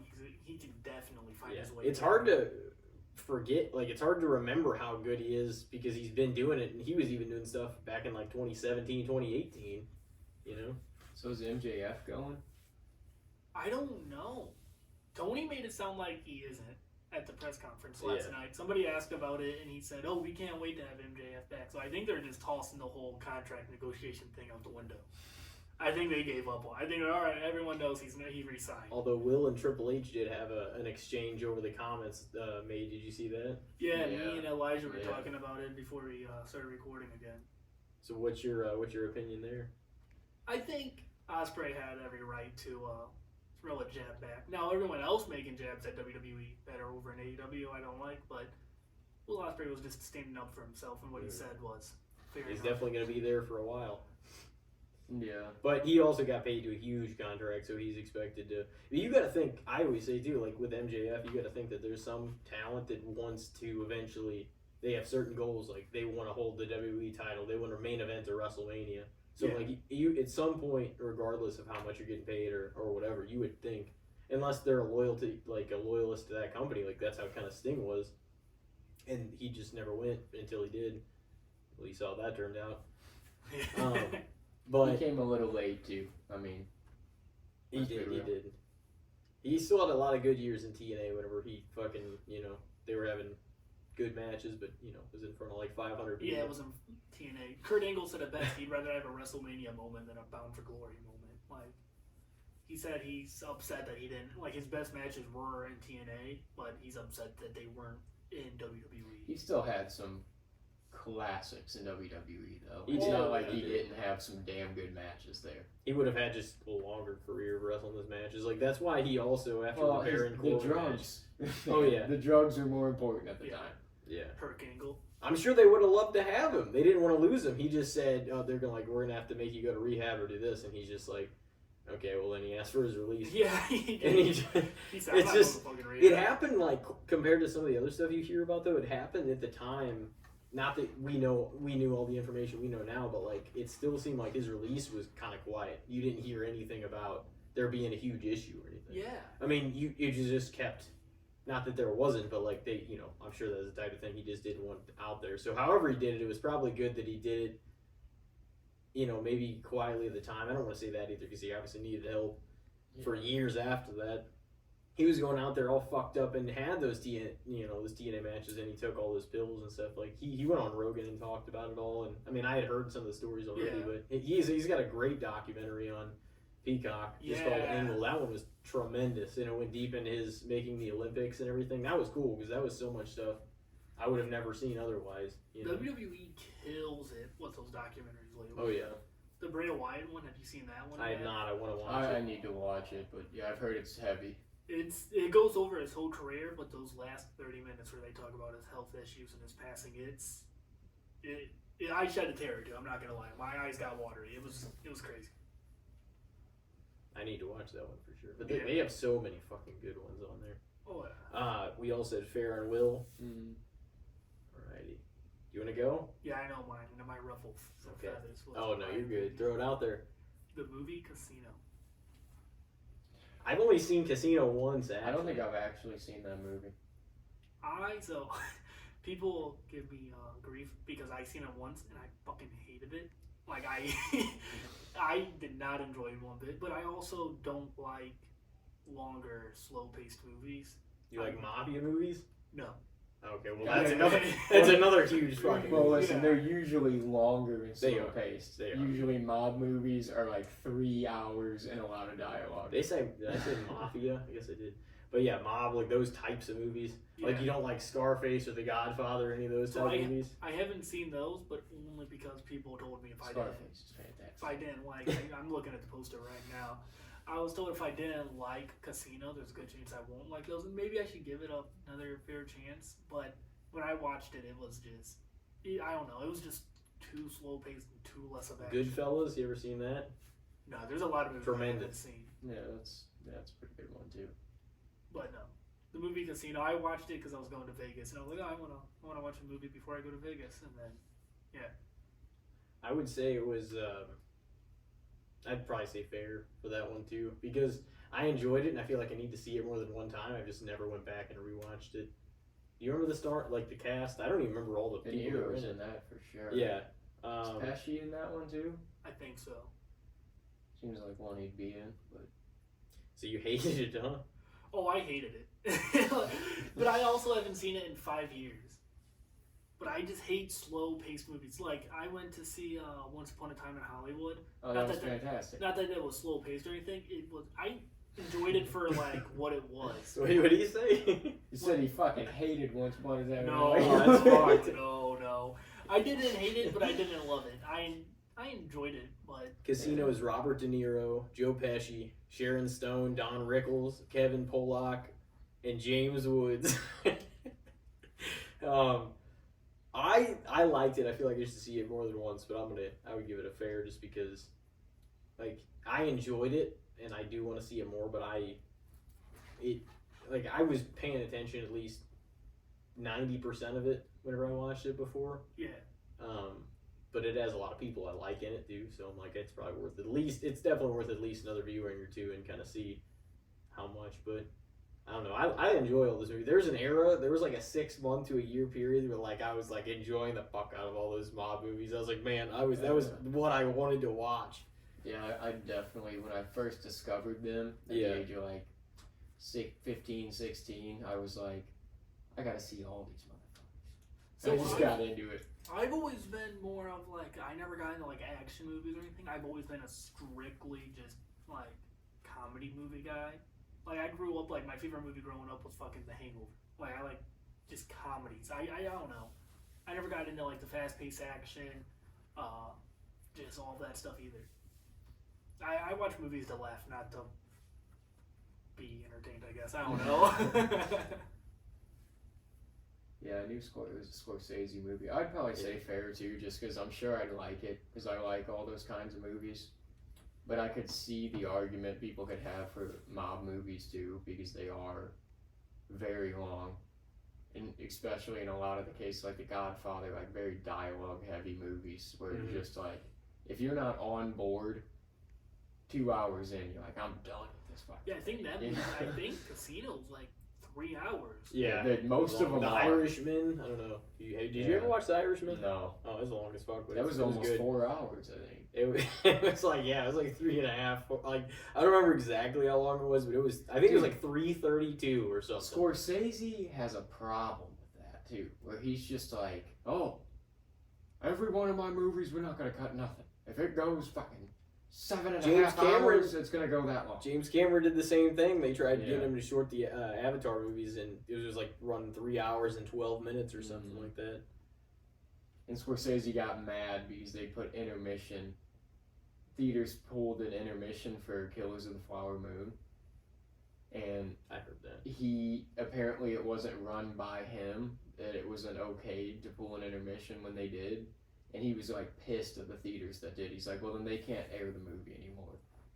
Cause he's like, there should be no intermission in the movie. It's like, dude, the movie's 3.5 hours.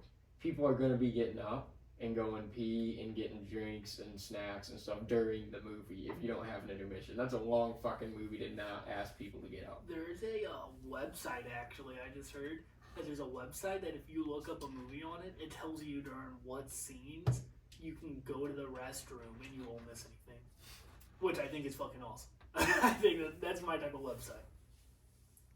You need to figure out that. Well, that's the thing though, is it could give away parts of the movie. Well, I guess it's parts that don't matter. I think but- it tells. I don't think it tells you like the scene like when this starts happening. I think it tells you like at this time and like 32 minutes in, at 52 minutes and stuff like that. I don't think it says, oh, when character A does character B like Should this. be like, yeah. It like gives you a window. You get pissed during these 2 minutes or Should be like 3 when the minutes. guy with the comb over comes on screen with the red cardigan, you can get up and go. You When got a few minutes. when the guy that's been in a coma the whole movie wakes up, you can go. And you're like, guy was in a fucking coma. What? Or they just fuck you over and it's actually all the important parts. Yeah. You pull up the website. It's actually just spoilers for the movie. It tricked you. This is actually like the one scene you needed to see Yeah. Yeah. to make sense of the whole fucking thing. I remember the one time I went to the bathroom during the movie at the wrong time. It was Mr. Popper's Penguins, and I don't think there's a bad time to go. I don't think there's anything you're gonna come back and be like, what? Wasn't that like Jim Carrey in that? Yeah. You got a house full of penguins. yeah, but he like lost his. I was like 9 or 10 when I went to see it, and he like lost his kids in the movie.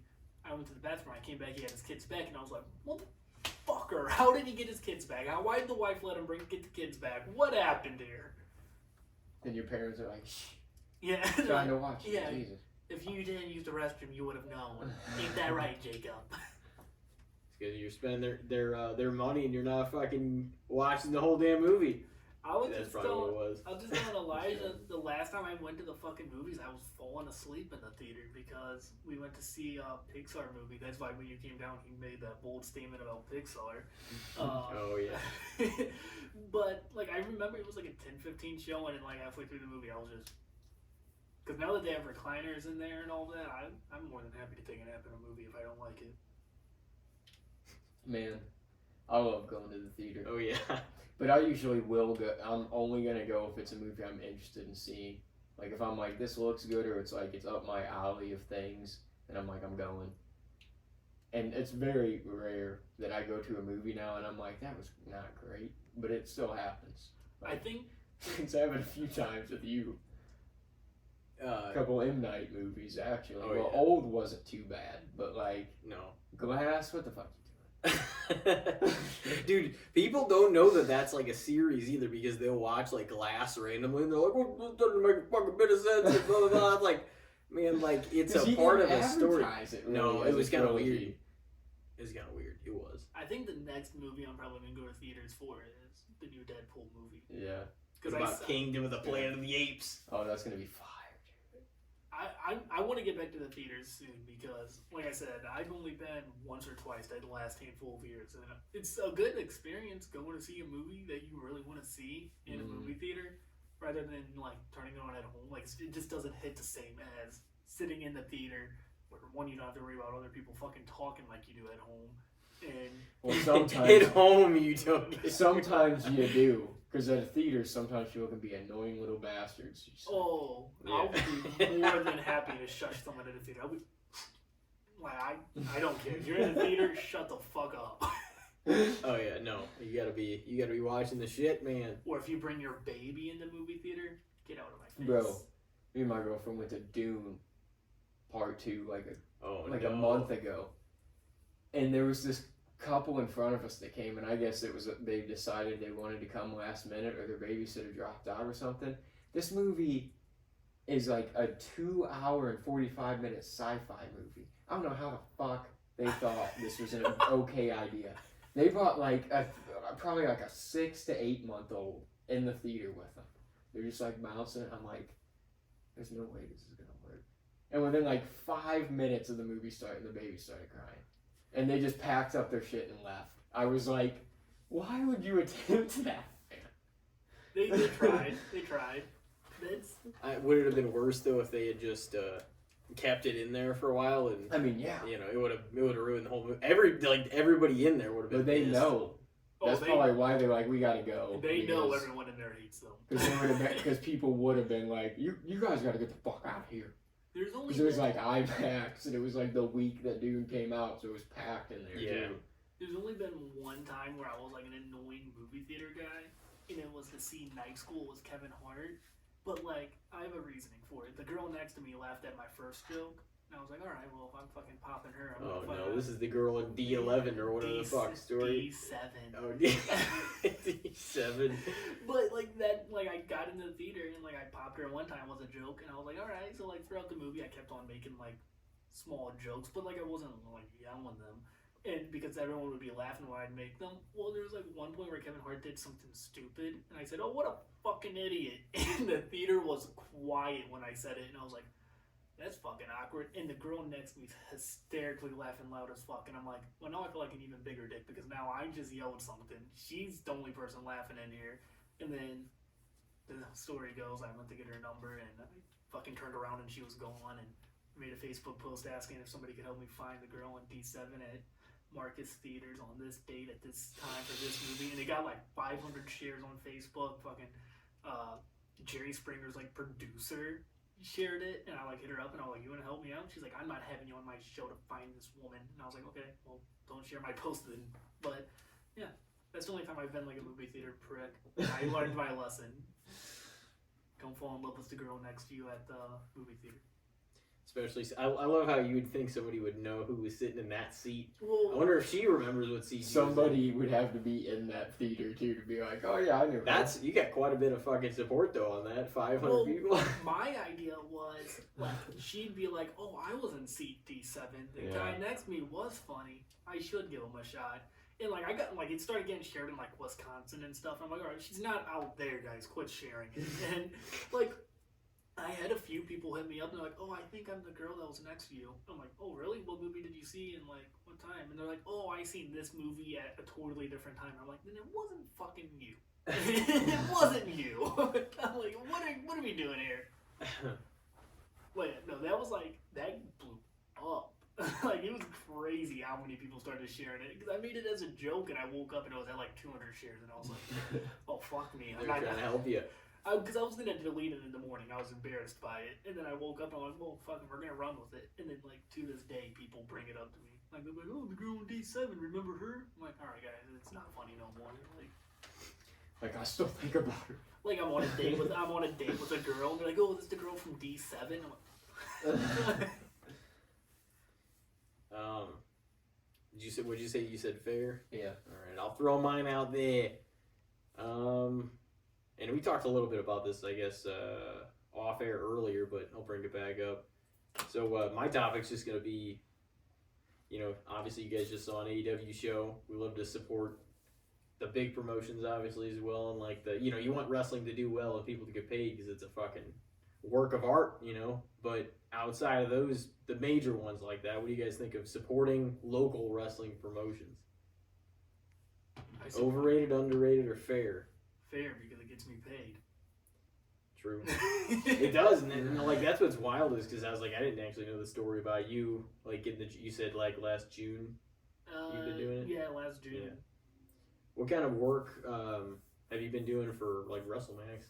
So what I really do is for WrestleMax, I'm just a hard cam operator. I just sit behind the hard cam. I fucking make sure I get all the action, zoom in when I need to, zoom out when I need to, follow the action, all that. But it started picking up traction with Anarchy, and then the guy that brought me on to Anarchy is like, hey, I need somebody for WrestleMax also. So I started doing it with him, and then about a month ago, he hit me up and he's like, you want to start taking bookings? And I was like, fuck yeah, let's do it. Not thinking anything of it. And then a few promotions have hit us up, and we're going to Indiana this summer. We're going to, I'm possibly going to Tennessee a few times this summer for it. But yeah, we're hitting the fucking road, getting paid to do it. And it's awesome. It gets my foot in the door in wrestling because I've always wanted to work for wrestling. So being able to beat anything behind the fucking, or like being behind the curtain, I guess, is fucking sick to me. Do you part of the production? Yes and no. I consider myself part of production, but like I'm like the fucking bottom of the totem pole for it. I'm just holding a camera. I mean, you're there to help them out, though. You know, No, you got a job to do it. Most definitely. Like I said, we're taking bookings, and I didn't think nothing of it. And then he started hitting me up. He's like, "Hey, this promotion hit us up. This one did. And there's like somebody out in the East Coast hit us up, and he's like, if you guys lived out here, I could have you guys booked every weekend. But we're not in the East Coast, so obviously that's not happening. But if I'm ever like on the East Coast for a vacation, or like if I'm just going up there to visit, like I have work there too. Like it's weird. It's weird being part of the business now. Because like I was telling Elijah this off air, like it's weird. Like now that I'm part of the business, like when I'm able to be a fan, it's fucking awesome. Because like for the most part, I'm not a fan anymore. Like I'm at these shows having to like work, and I can't mark out no more because like I'm holding a camera. I can't fucking throw my hands up in the air. Like, but like it's knock the camera off. Fucking tip the table over that my camera's on. But let's fucking go. But it's sick, and it's cool like being able to work for Kevin's promotion, WrestleMax, because KOD's been nothing but nice to me since I've known him, and being able like. When I walked through the door at his last show, he didn't know I was going to be there, and I was like, hey, what's up, Kevin? He's like, what? And I was like, oh, I'm doing hard camp tonight. He's like, oh, fuck yeah, dude, let's go. Oh, yeah. No, he's a great guy. Oh, I love Kev. Yeah. He's a good time. But yeah, no, I mean, support your local indies, because every wrestler you love, for the most part, wrestled with indies. You never know who you're supporting. You could be supporting the next Seth Rollins, the next Daniel Bryan, the next Will Ospreay. Yeah. Like, that's the way I look at it. Yeah, and if you're a wrestling fan, it is a neat way to really, like, yeah, just get within the scene of your local talent, because you can really get to, like, connect and know those guys and girls, too, because it's just such smaller crowds that you start to get recognized pretty quickly. Oh, yeah, there's plenty. You go to a few shows, and they're like, hey, I remember you. Yeah, there's a few fans that, like, I recognize now, like when I go to the shows, I make sure to see them. Like there's fans at local indies that I go to all the time. Last night at Dynamite, I was going up, like they were coming up to me, I was going up to them, like, oh, what's up, dude? I haven't seen you, I haven't seen you since last show, blah, blah, blah. And it's just cool. Like local indies, it's like a community that is like, it's such a cool community, especially if you're a regular at these shows. Yeah, it's a lot of the diehards. I wonder if I've always wondered though, because it feels like a different crowd at indies than when you go to like a big promotion show. So I'm like, I wonder if a lot of these people are fans of the major product as well, or if they just like coming to local wrestling. You know what I mean? Yeah, like I always wonder that too, like, because there's like a lot of the local fans, they support every local promotion. Yeah, they know about a lot of the independent guys. They know about what's going on with the stories. They know about, who's heel, like where they're a face and what, Yeah, like they know a lot of shit. Like there's another company out here, Pro Wrestling Epic. Anarchy, they just had Pro Wrestling Epic's main guy face Gary J in a match at Anarchy, and he brought in a lot of the Pro Wrestling Epic fans to the show too. And like a lot of the fans were like, oh, I want to talk to Gary J. I want to talk to this wrestler. And like I was like corralling wrestlers, like, hey, a fan wants to talk to you. And like one fan told me, he's like, oh, I only go to PWE shows usually. This was my first Anarchy show. That's awesome. And I just being able to see people like experience wrestling they've never experienced is just cool to me. Yeah, no, it is. Well, and that's why it's cool to support them anyways, is because they're getting paid. Like it's something that you love to go to, you love to watch if you're there.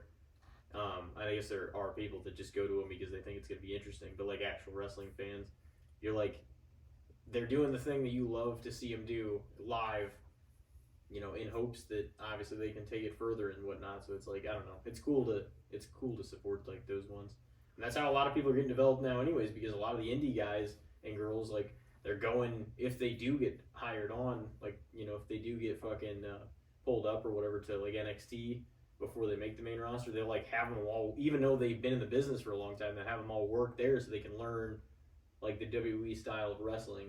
Yeah. You know, from like, because you gotta, in a lot of it's it's gonna be about, different in that size and capacity of an arena and crowd too. Like, you got to look at the Yeah. camera in certain ways, at certain angles. You got to do certain things they want you to do. Like, that's, you know, the importance of the hard Yeah. cam and everything, and like the way shots look. And that's why every time they're like giving moves, you know, to each other, it's facing the camera because you're actually seeing it straight on. And you know, I'm sure you've been Yeah. privy to that. As a hard cam operator, I have one thing to say: if you ever go to a show, don't stand in front of fucking hard cam. It's the most frustrating thing at a show when I'm about to get a good ass shot of something and it's blocked by some bonehead just standing in front of the camera. And I like I try snapping at him like, hey, shoot, like. But now that's why at these anarchy shows, I'll find like a trainee or something, and I'll be like, hey, are you booked tonight? And they're like, no. I'm like, all right, cool. If you want to hang out by hard cam with me and just corral people away from my area, that'd be cool. And like last show, I had my friend Glenn. I told them, I was like, go, like, get that person.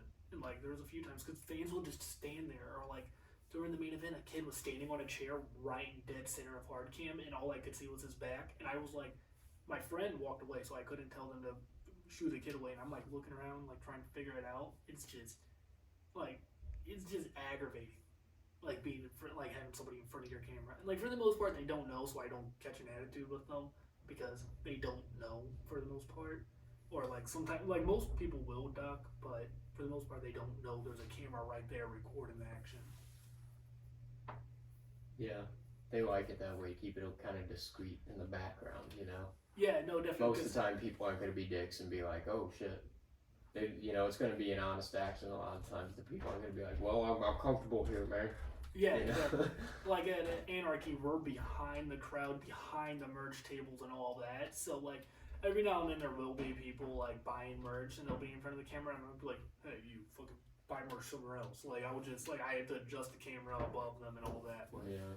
it's so much more difficult than you would imagine controlling a camera for a wrestling show. Because I thought it was just sit there, hold a camera, and then like after the first couple of shows, I was like, oh shit, I can zoom in on these parts. I can pan to this part. Like if I see something about to happen, I zoom out so you get the full effect. Or if I see somebody doing like a crawl into the ring up behind someone, I'll zoom out zoom in so they sneak up behind the person type of deal.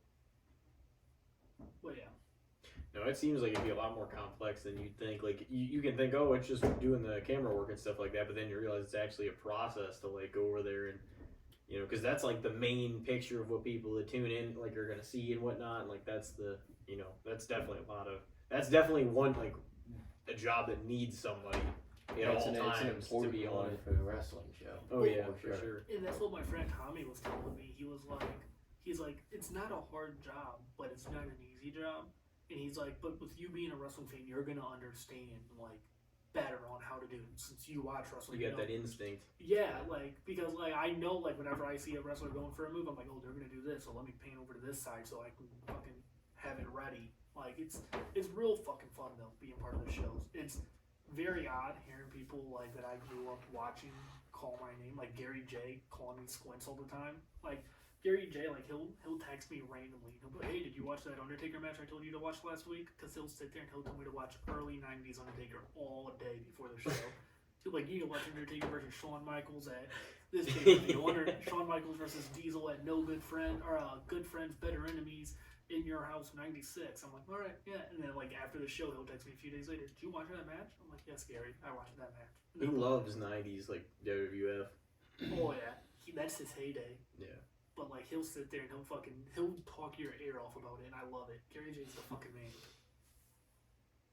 The fucking guy. What'd you say? You said fair? Yeah, I mean, I would honestly maybe even say a little underrated. Because I feel like they don't you know, the promotion, you don't hear a lot of promotion for it unless you look for it. You know what I mean? So, in that way, I'd probably say it's a little undervalued in everybody's city. Like, I would advise, especially if you're a wrestling fan and you enjoy watching wrestling, it's a good idea to check out to see if you have an independent scene around you, because you probably do, at least somewhere around you. Yeah. And they hit a couple shows, because it is like they're not, you know, as known as competitors, but you can see some crazy matches at independent shows still, and it's a lot more personal of an experience most of the time, because it's small venues and you're right up there with the wrestlers. Like, you have a chance to interact with a lot of these people. That's what I like about independent wrestling too. You had like there's more fan interaction where the wrestlers will play into the crowd. Like like last night, for instance, during AEW during the chants and all that, a lot of times the wrestlers weren't paying attention to it. But at an indie show, if a fan's chanting like "You suck," the wrestler will like turn around and be he'll go, "Oh, fuck you," or something like that. Like that's the type of shit I love. Like as a little kid, I used to love that. Like when a wrestler would yell at me for me booing them, or like coming up to me and high-fiving me, or like in the merch stands, you get to talk to these wrestlers and buy the merch from them, give them your money, and like it's just a personal experience. Yeah. Back in the time where St. Louis Anarchy used to be LWA, which I'm sure you've heard of with Sam and other people that talk about it. Like me and Corey went to some of those shows back in like I guess the first one we really went to was April 2007. What's interesting was it was the day before lockdown 07, which was in TNA lockdown in 2007, and we saw the local commercial for LWA having a show the next night on Saturday, and then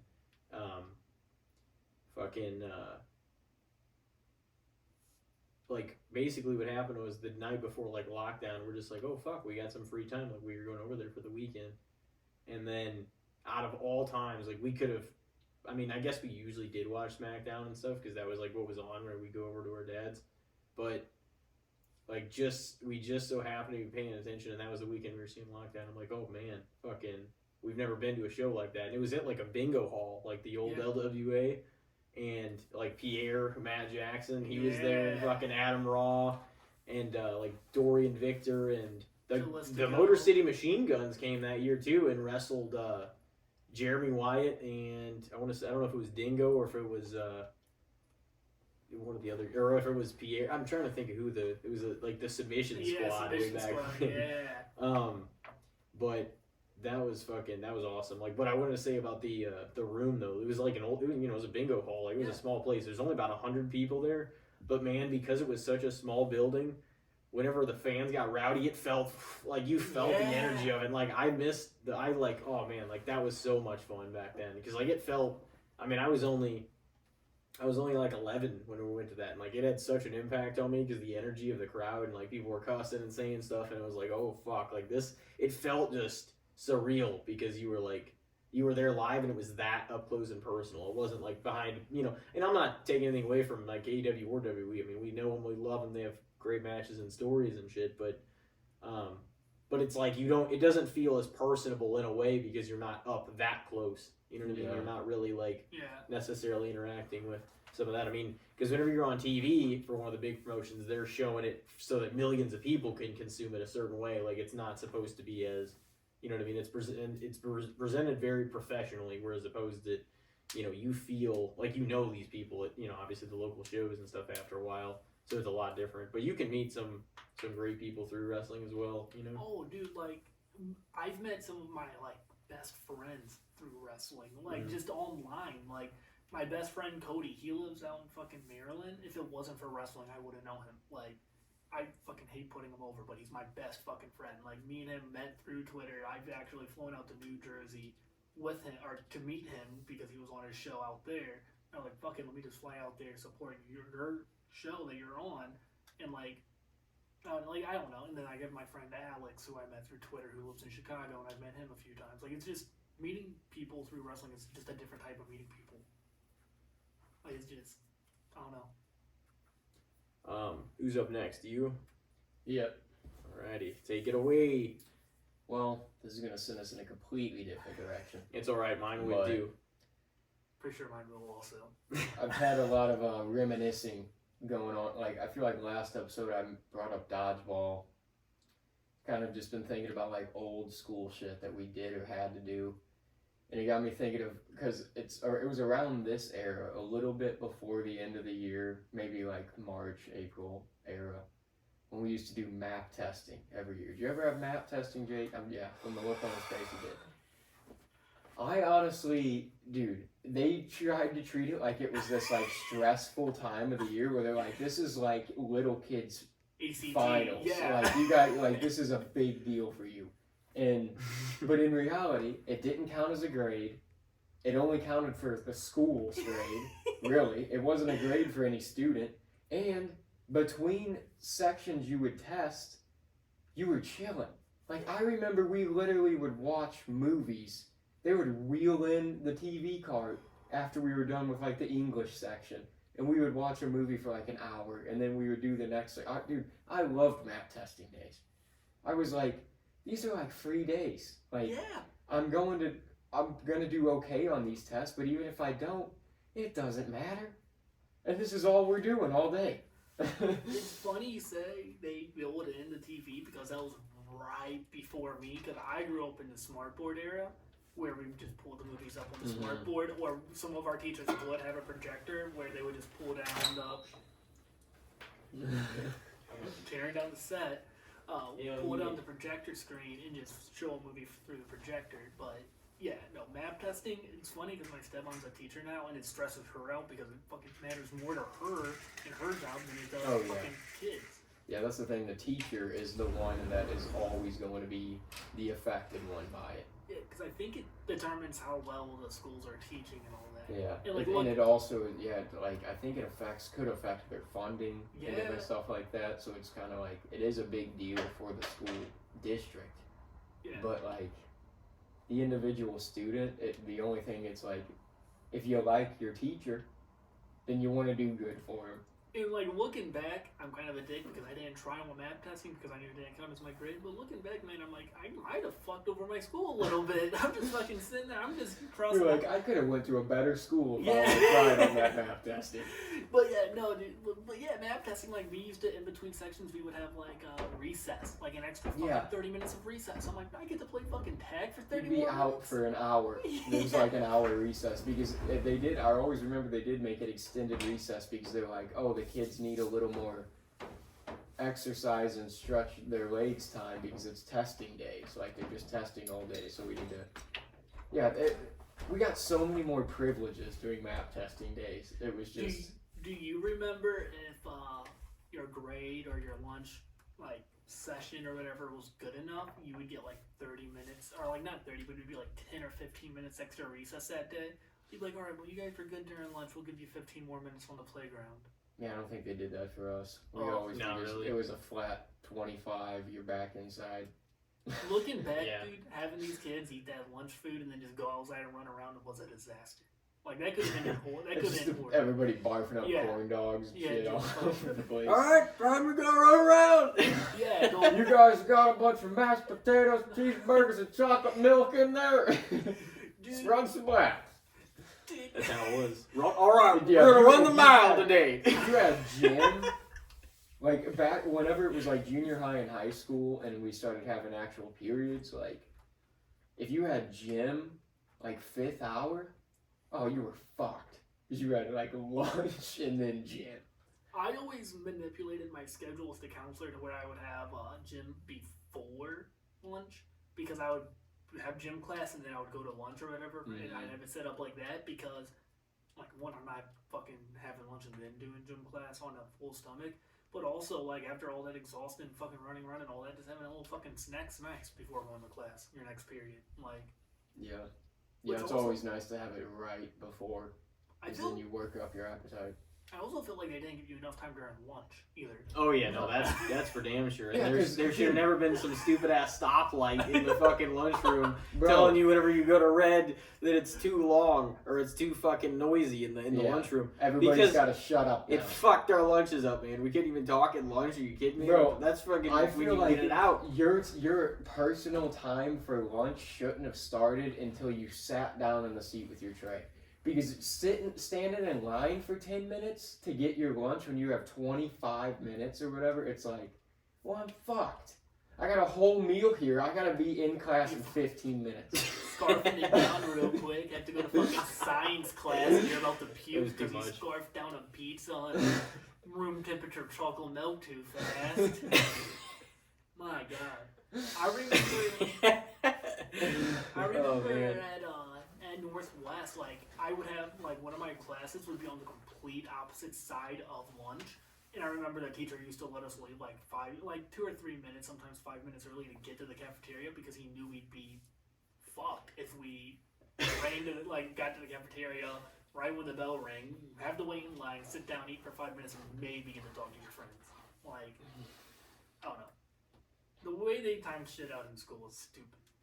But then there was always the societal thing as a junior high and high school. You didn't want to be that kid that ran to get to the lunch line. So everybody would just... I had to look cool. Everybody was in an agreed speed walk. We just all trying to fucking get in front of each other.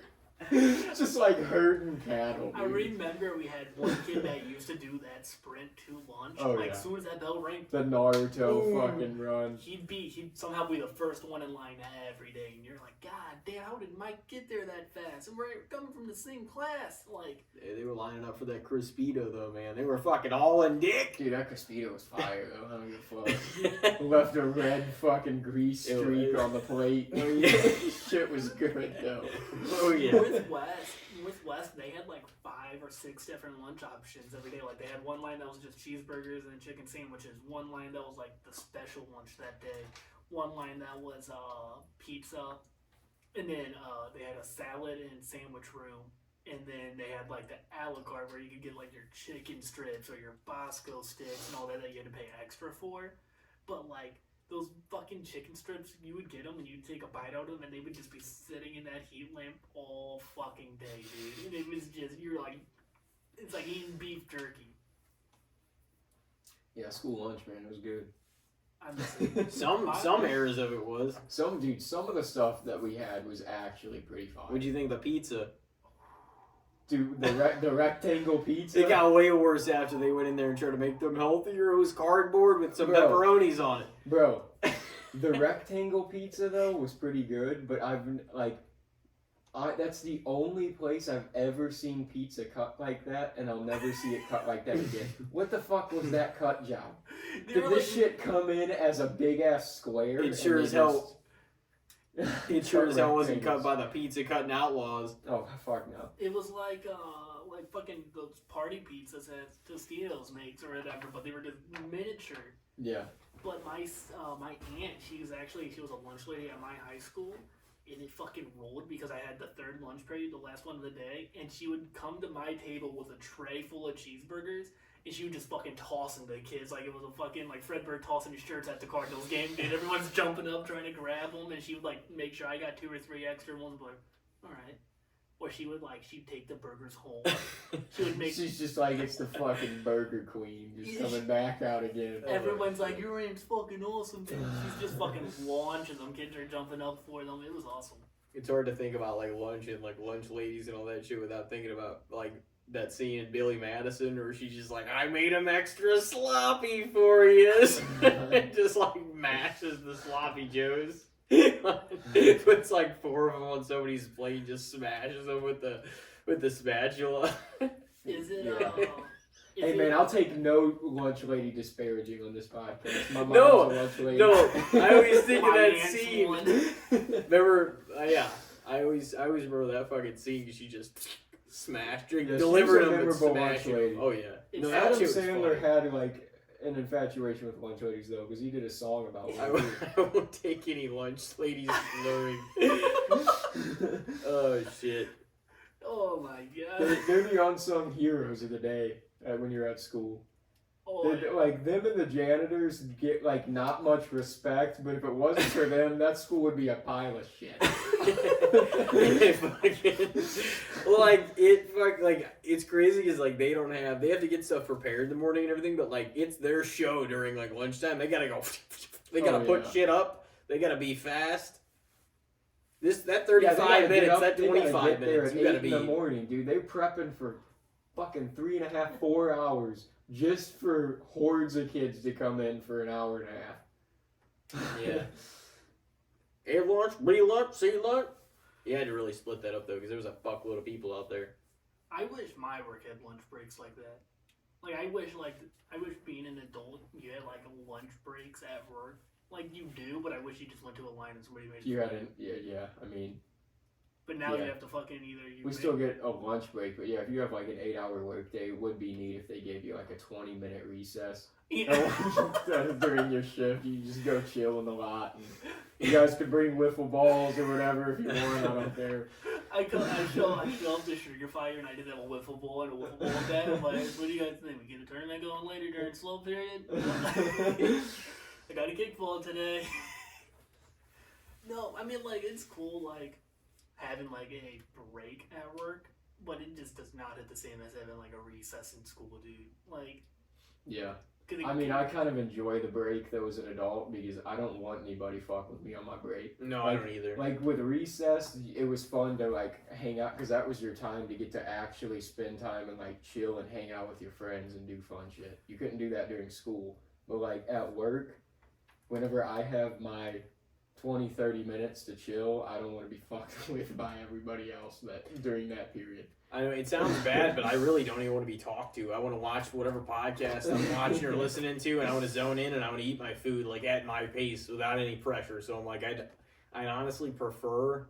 It's like I love talking to people and hanging out with people and doing, but like a lot of days during my lunch, like I prefer to just stay to myself and like watch the shit I want to watch, or just throw on. And I consume whatever information I want to, and kind of just eat my food in peace. You know what I mean? No, definitely. Now, I mean, if it's like regular life and I'm not at work, like I'm down to get lunch, get dinner, eat somewhere, just eat at home, whatever. Like, and that's, but I'm like, I need to stay in the zone and do my shit. And if I, enjoy this stuff with no pressure to work for a minute, I would like to just use it for myself. Oh yeah, because you got to utilize your breaks. I'm notorious for at work where I'll make my food and then I just go out to the back parking lot and I hide in like a fucking little cubby hole somewhere back there and I'll eat my food just so no one will bother me. Because like they're at old jobs, I'd be eating on my break and somebody would be talking in my ear the whole time. I'm like, shut the fuck up! I'm trying to just. This is my time to be away from you.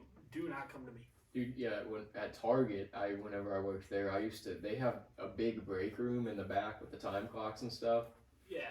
Dude, I would like either make my food in the break room or like bring something that's already made, and I would straight up take my lunch in my car. That way I could listen to my podcast in my car for a half hour, windows up, nobody's around me, in the AC, eating.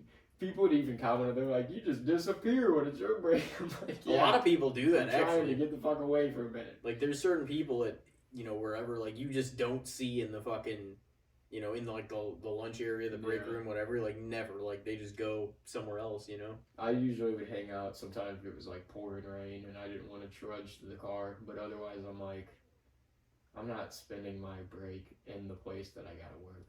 I'm fucking getting out of here for a minute. We used to have a girl at the gym where she'd get busy on her break. She'd go up to the parking lot, go out to her car with another man, and just get going with him. And then she'd come back 30 minutes later, and I'd be like, her hair would be a mess, makeup running. I'm like, you are like trashy. I'm sorry. There's no nice way to fucking put this. We had this girl that, she was an attraction to them. And she does this thing. It's like me with the beer bong. She was a circus act. Yeah, but, that's fucking funny. Well, yeah, no, like she would do like once a week or so, and everyone would like be like, "Oh, what's so and so doing on her car on her break?" I'm like, "You don't want to know. Don't go approach her. Just." Yeah, man. Some people are up to some nefarious acts on their break. Oh yeah. My brother said at the Botanical Gardens that there was this old lady that they had like an hour for lunch or whatever whenever they'd had like their festival days because they had long work days, and she would always leave and come back and like get started. He said this lady was like could have been retired anyway. She was like 60s, 70s, and they were suspecting that she was going to the bar. So they she fucking crashed the golf cart one day after she came back from her break, and they're like, well, we're gonna have take you in to give you a drug test, and she was just like, fuck that, I quit. So I quit the fucking job. That's what some people do though, because they're like, well, I'm gonna get fired anyway. They're like, I might as well quit. It's fucking happy hour on my birthday. I'm hitting up the fucking hot shots and me a brew real quick. She wrecked the card. I feel like she had a few. Oh yeah. I get an hour break when I work doubles at Sugar Fire. When I work a double, I'll get an hour break. And I just walk home because it's a 2-minute walk home. And I just go home and I go to my house and watch TV or whatever. And like my boss every day, he's like, well, like, are you sure you're coming back? I'm like, yeah, I'll come back. And like, it's gotten to the point where like I'll leave a hoodie at work or something just so they know I'm not leaving. No, you're not gonna fuck us Yeah. over tonight. We need some collateral, Jake. Like, dude, Leave your wallet, damn it. leave one shoe here, please. Just make sure you don't leave. The original question is about map testing. Yeah. I would say, well, just so we can, yeah. Get it rolling.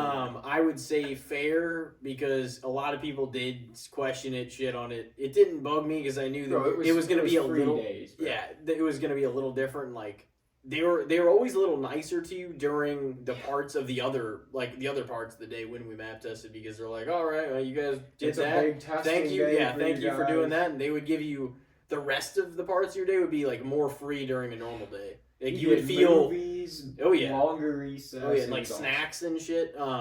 So I mean, for their educational purposes, I would say it's probably fair because you're supposed to do it. I mean, I didn't agree with everything that we learned in school either, but you know, a lot of people, it was a lot of it. I mean, maybe some of it you don't use every day and whatnot, but like a lot of it is stuff you need to know. I'm sure it works a little We'd differently be now. way dumber without having. Oh yeah, gone no, to we need to school. people need to be in school for sure.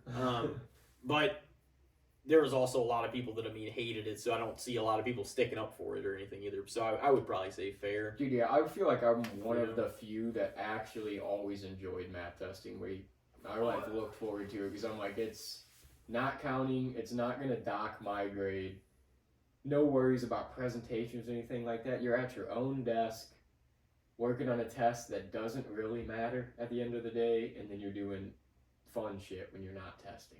So it's like, I didn't understand why everybody was like, oh, fuck this, man, math testing coming up. I'm like, yeah, dude, they give us fucking snacks as we walk in the door in the mornings. You got like candy and shit in the mornings. I remember they would always have some little pun on there. It'd be like, they'd give you a Twizzler and be like, don't get your brain in a twist. Yeah. Stuff like that. It's like, Little Smarties. Have 3 sharp pencils be on the a right smarty side of your desk. today. They would always do that. They'd be like, have 3 sharp pencils or mechanical pencils on the right side of your desk. Was this just my school, or did your school have kids that would snort Smarties? Or Yeah, did we my- had kids that did that. We God, also yeah. had kids that would crush them and then open the backs and the fronts a little bit so you could puff it like a cigarette. Or those just the pixie sticks with all the Oh, sugar yeah. in them. People would Yeah. like those too. Those are like the modern day Kibo. You just put that bitch in your nose. Yeah, my Just fucking uh, hope that's- for the that shit best. fucked me and my friend, he's been on the podcast before. I don't even know if I should name. Actually, it's not bad because it wasn't technically anything illegal. Aaron Beaver. When we were like 12, dude, he got all this the little soda pop candy that like for like Christmas or something, like the powders in the soda pop bottles, and we were like pouring those sons of bitches out on his desk and just fucking railing him. We were like storing these things. And his fucking mom came downstairs and caught us doing it. And she was like, no more powdered candy in the house. She like took Oh, fuck. all the powdered candy away, and we weren't allowed to have any for the rest of the time I went through his house. I don't know what I would do if I was a parent and I called my 12-year-old and his friend just Oh, fucking. man. That's not a good sign for things to come at all. Dude, and it's probably just because we saw it in like movies and stuff. We're Oh, like, yeah. oh yeah, it was fucking. And what does that even do? I don't It even gives know you what a that did fucking to my nose- nasal yeah, passage. It gives you a fucking nosebleed from hell, from what I remember. Oh yeah. But my next topic, it goes. What did you say for map testing? Oh, fair. Okay, fair. Okay, yeah, we all said this. My next topic's on the same wavelength as map testing, but field day in school. Ooh. Bro, field day, it was, I feel like I would probably have to say fair again, because I feel like it was one of the most looked forward to days of the year. People were like pumped, because it's also right at the end of the year.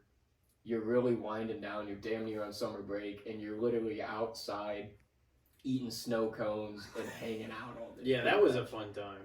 It was like a modern day draft combine, dude. Like it was like an elementary school draft combine, and like the tug of war, dude. Oh man. Some of the shit got intense though, and dude, if you had a teacher that was competitive, it fucking could kind of suck. Oh my field day. God, That was the yeah. problem. Like my teacher in 6th grade, she's passed away since, so R.I.P. But like, dude, she was competitive, and it was like. I got the best mile time out of anybody in my class that year. I had like a great mile time, and the gym teacher, I guess, commented on it to her. So like when field day came, she's like, "All right, Audrey, I'm gonna sign you up for all the running events." She put me in like 5 running events. I was like, "Dude, I'm not even gonna have time to get my snow cone." Like, I didn't give a fuck about the events. I was like, dude, by the time I'm done with the fucking 100-yard dash, the mile is 3 events later. I don't even got time to get up there and get my shit. I gotta fucking get in the on deck circle. And then it's like the mile. All right, you got a mile after this. Dude, it literally was. One of them was a mile. One of them was a 100-yard dash. One of them was the relay. Yeah. And then I had The baton passing shit. Yeah.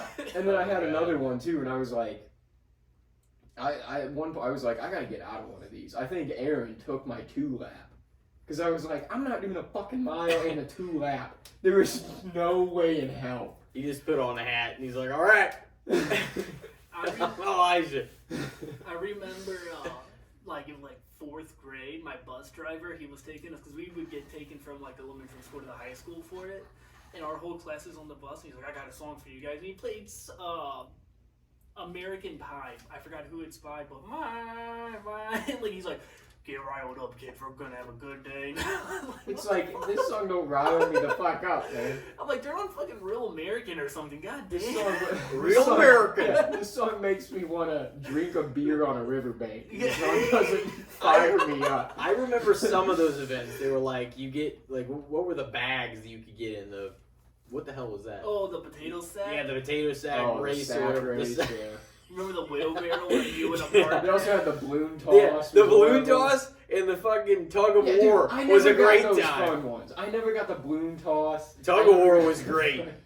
I think I got in that because that was like 30 kids on each That side. was a good one because everybody had to like unite on your fucking. For tug of war. Oh yeah. Oh my teacher, he'd be like, "Remember, kids, spit on your hand and rub it on your shoe." So we're all sitting there, licking our hand, rubbing our shoe. What? Who the fuck was this guy?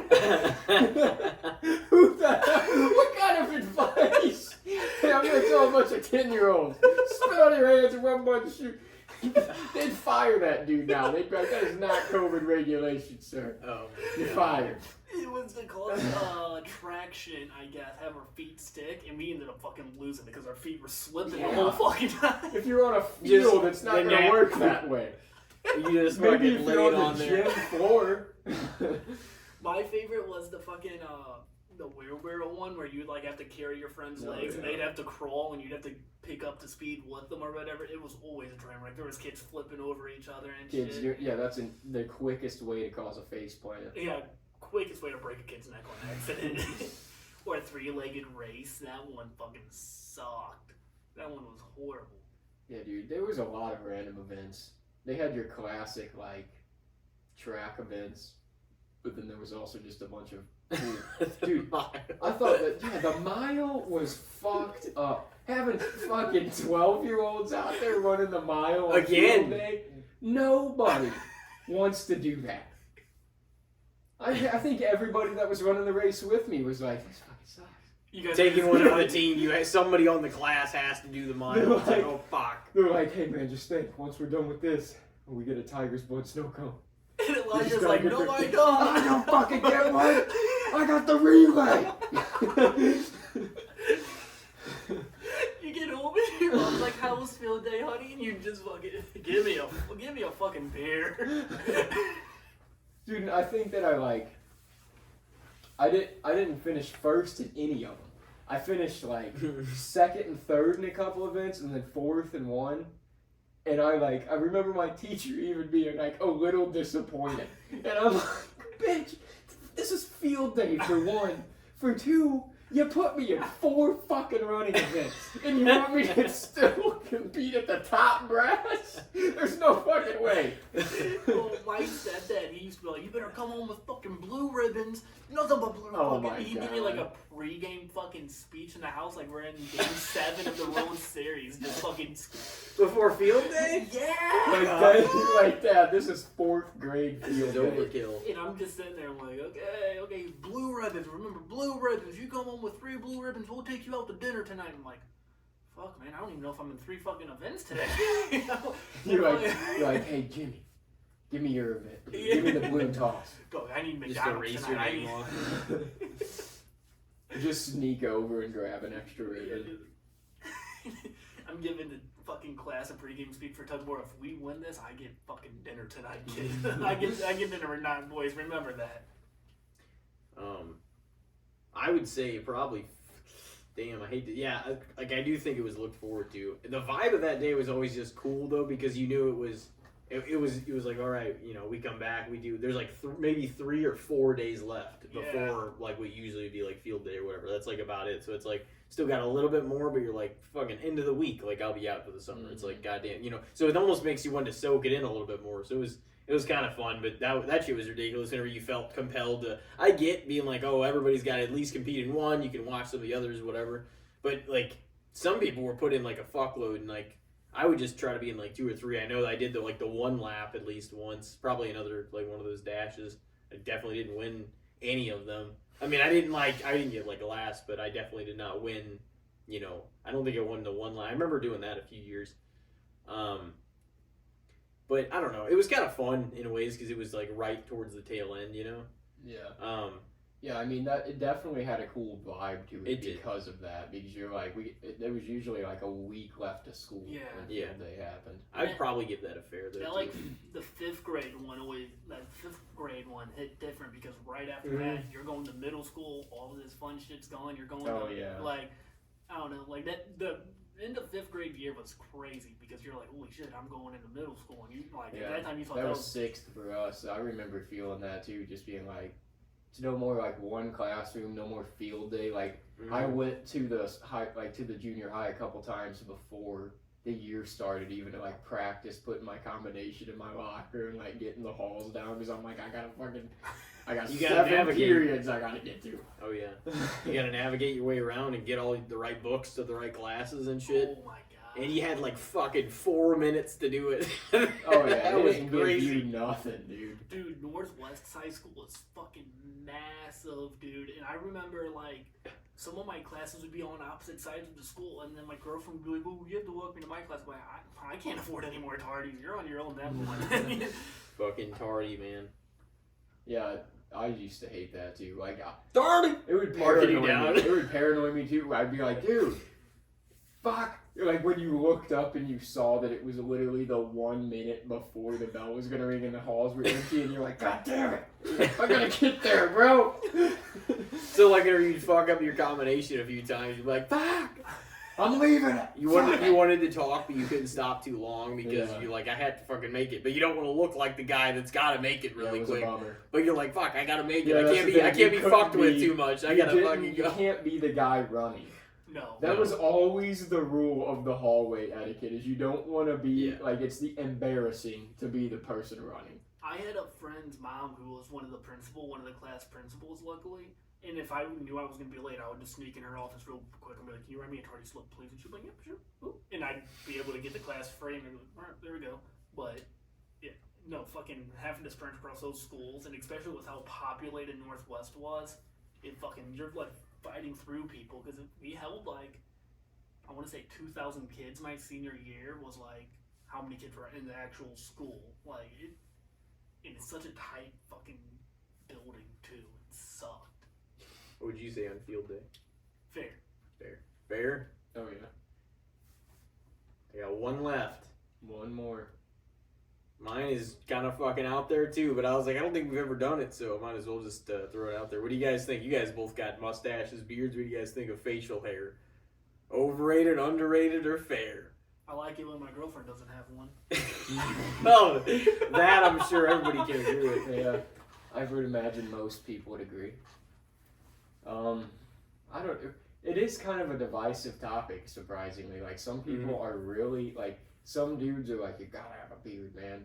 And some girls are like, guys with facial hair only. Yeah, you know. And I've heard it a lot of ways. It's complete opposite for other people. They're like, facial hair scraggly and itchy, and other girls are like, oh, it's gross. So.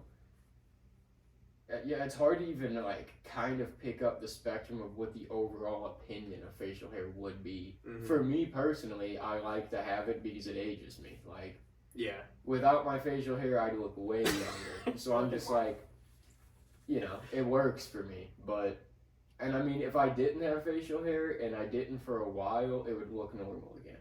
But now shaving it off would be like a fucking shock. The first couple times. Yeah. Up until about 2 weeks ago, my shit was like bushy and big because I was just too lazy to get a haircut and get it trimmed up and all that. And then once I trimmed it up, I looked in the mirror and I was like, holy shit, dude, I look like 20 years younger. Like, I started getting carded at bars and shit again. I was like, god damn it, man. But I don't think I could ever go full baby face again. Yeah. Yeah. It's been a handful of years since that's happened. I did the mustache, just the mustache, a couple times. And, just because of that reaction, pretty much, just because it was like, oh, this is kind of a funny divisive thing to do too. Like, not a lot of people. Some people like the mustache, not a lot of people do though. So I'm like, it's gonna be kind of funny to have just a mustache. But I felt like I looked even younger too with just a mustache. I was like, damn. Nothing on. Yeah. Well, Yeah, I did just a mustache a handful of years ago when I was working at Five Guys, and like, I got customers complaining about me. Like, for how creepy. Like, customers. You look like a fucking creep back Yeah. This there. guy is creeping me the fuck Yeah, out. no, customers literally told my manager we don't want him taking our order because I had just a mustache. And I Dude, looked, doesn't that mean fucking there's less hair to fall into your shit? that's what I tried explaining. Dude, yeah, Because there's such a weird stigma with mustache. I don't get, because my girlfriend says the same. I'm like, I think I might try just the mustache again. She's like, oh, no. I think everybody just I'm just like, thinks of like I'm like, some what creepy is wrong? bastard. She's like, you're a pedophile. Yeah, I think that's the Because of a perception. mustache? What the fuck are you talking about? I think that's the perception, is it not? Is that for some reason, if you just have a mustache, you either look like a '70s porn star or a, Yeah. or a pedophile. You're either porn star, pedophile, and then if you shave it up a little more, you're a Jew hater. You know? there's no real Oh yeah. good spectrum. Yeah, you with can the get there stash. really easily. Some people do the twirl, I guess. You know. I want to go just to a mustache again here Handlebar soon. dude would be. Yeah. Just because it's like So becoming. I would fuck up a handlebar mustache. What about the Fu Manchu? You would just Hulk you would Hogan? have to learn how to bare knuckle box. You got a handlebar mustache, though. You'd have to. Go to the back alleys of bars and fight Even if people. you got knocked out, it wouldn't matter. If you got fucked up in the fight, it would fit the look to have a handlebar mustache and a black eye. But Like, when you fight, you have to fight like this. well, fighting like that, you're definitely gonna get fucked up. You were so offended by that. You're like, because of having a mustache. That's the stigma on it, though, is it not? For some Well, weird reason, it's like, It's you know. becoming popular again, though, having just a mustache. Well, I'm that like, was a trend years ago for the hipster thing. Remember the Yeah. mustaches thing was like it got over again, Yeah. and then it kind of turned back into, oh, you're a pedophile. Well, dude, Mr. Boyer, the math teacher in high school. Oh, no. fucking shaved. He came in 1 week after shaving, and he just had the mustache. And Ian Raw been on the podcast a couple times. He's like, "Whoa!"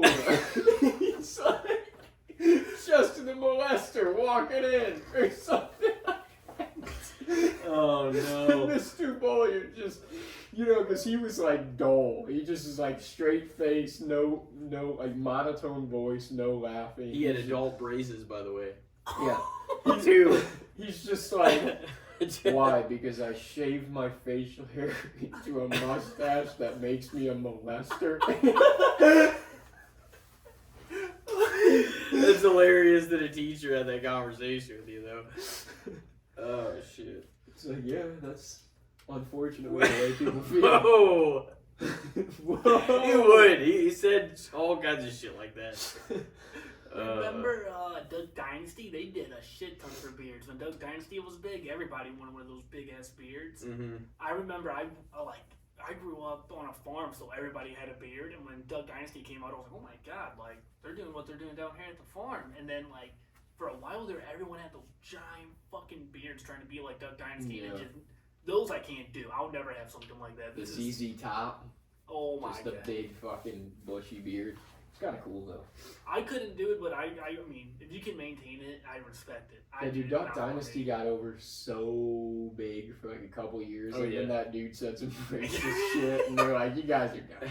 Yeah, I mean, what were you expecting for a bunch of rednecks in the backwoods of Louisiana? I'm surprised it didn't happen sooner, dude. I know. That's Like- kind of what I thought too. I'm like, well, yeah. I mean, if this is an actual reality show, of course the old man in that family thinks like this. Like, Yeah. Bill Burr had his fucking joke about it. He's just like, you're surprised that a hillbilly with a beard down to his dick had some polarizing comments. Yeah. He's like, for the first 12 years of his life, he watched all white baseball, Yeah. and it was fine. Yeah. That is a lot of those old people. It's like, don't ask these old people how they think and feel about things, because you're gonna get your feelings hurt. Like they were alive through a much different era. Yeah.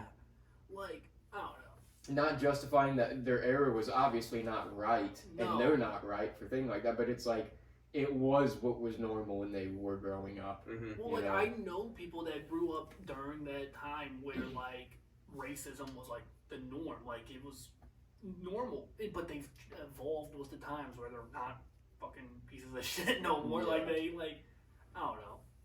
Typically, too, it's just an intolerance thing. Like, so many people overcome their racism when they become adults and they actually get in the workforce and they work around black people, work around white people work around black people, or whoever else with whoever else. Like, when you start interacting with people outside of your group of people, you form bonds, and then you're like, oh, they're just people too, you know? It's Mhm. like, it really puts things at a human level. Just like, it happens more when it's in exposure. You know, like, ghettos can be pretty racist, or country areas can be pretty racist because they only see their people, and it's... so they form, like, a group mentality. Yeah. No, definitely. But, back to Duck Dynasty real quick. I just can't get over they had a fucking Duck Dynasty video. Do you remember that? What'd you do, just hunt ducks? It was like a fucking, storyline game where you're like like one of the sons, I guess, and you're like helping run their business, and you go duck hunting with Uncle Si every now and then. You do this, and I played the fuck out of the game. I loved it because I loved Duck Dynasty at the time, and I mean, honestly, dude, it really, like, it was kind of trash television, but it actually was a decently entertaining show. but Uncle Si would get on there and he. And they'd have to fucking put subtitles Subtitle, for what yeah. he's saying because he just has that deep Louisiana accent. But I'm gonna rate facial hair fair because I have it. I would say so too. I mean, Yeah. it's certainly not underrated, and I wouldn't say it was overrated either. Like, it's got a pretty divisive perception, but Yeah. I don't think that It's like, hard. It's hard to imagine it's I fair couldn't because make a case for it being either under or overrated, though. You Mhm. know, Yeah. well, in that case, for you personally, I guess. But I mean, you wouldn't clean shave again, like, completely. I wouldn't think. Would probably you? not soon. I Yeah. mean, maybe when I get older, Just I to might grow it at out least differently and once then, yeah. or something, or see what it looks like again. Just because I haven't in so long, it'd be interesting to see my face again. Yeah. Yeah. It always grows back, you know. Yeah. Like I said, this is the most I'll ever go down to. This is as least as I'll go down to. I can't do the baby face no more. I did it like 5 years ago because when I did the mustache and I got fucking accused by Five Guys customers of being a fucking pedophile, I went home and I fucking shaved it off. I was like, it'll all grow back. I'm not gonna wait for it to grow out. Just fucking get rid of this damn thing. Yeah, whenever I had just the mustache, that was funny because that was the era where I actually was a pizza delivery boy too. And like, I remember, I think it was Miranda that made that comment. She's like, "You definitely look like the pizza boy in the '70s pornos." now." Everybody in the Olympics, if you look back in the 70s, man, they all had fucking the mustache. Yeah. Yeah. Oh yeah. Long, Well, that was the hair. look in the '70s Yeah. and a lot of the The '80s. long too. socks. One time I do The want to short go shorts. to just a goatee, like a Steve Austin goatee. Yeah, Just I bet I could do that, but I can't really get. I can't get much here. I can get this like longer and everything. Yeah. But at some point, I'd like to grow this because I can grow a mustache pretty quickly. I just always clean shave it because I'm like I can't really grow much out here. What about the Hogan stash? The fucking Fu Manchu. Yeah. It's Hell Austin. yeah. Oh hell You said fair on facial hair too. yeah.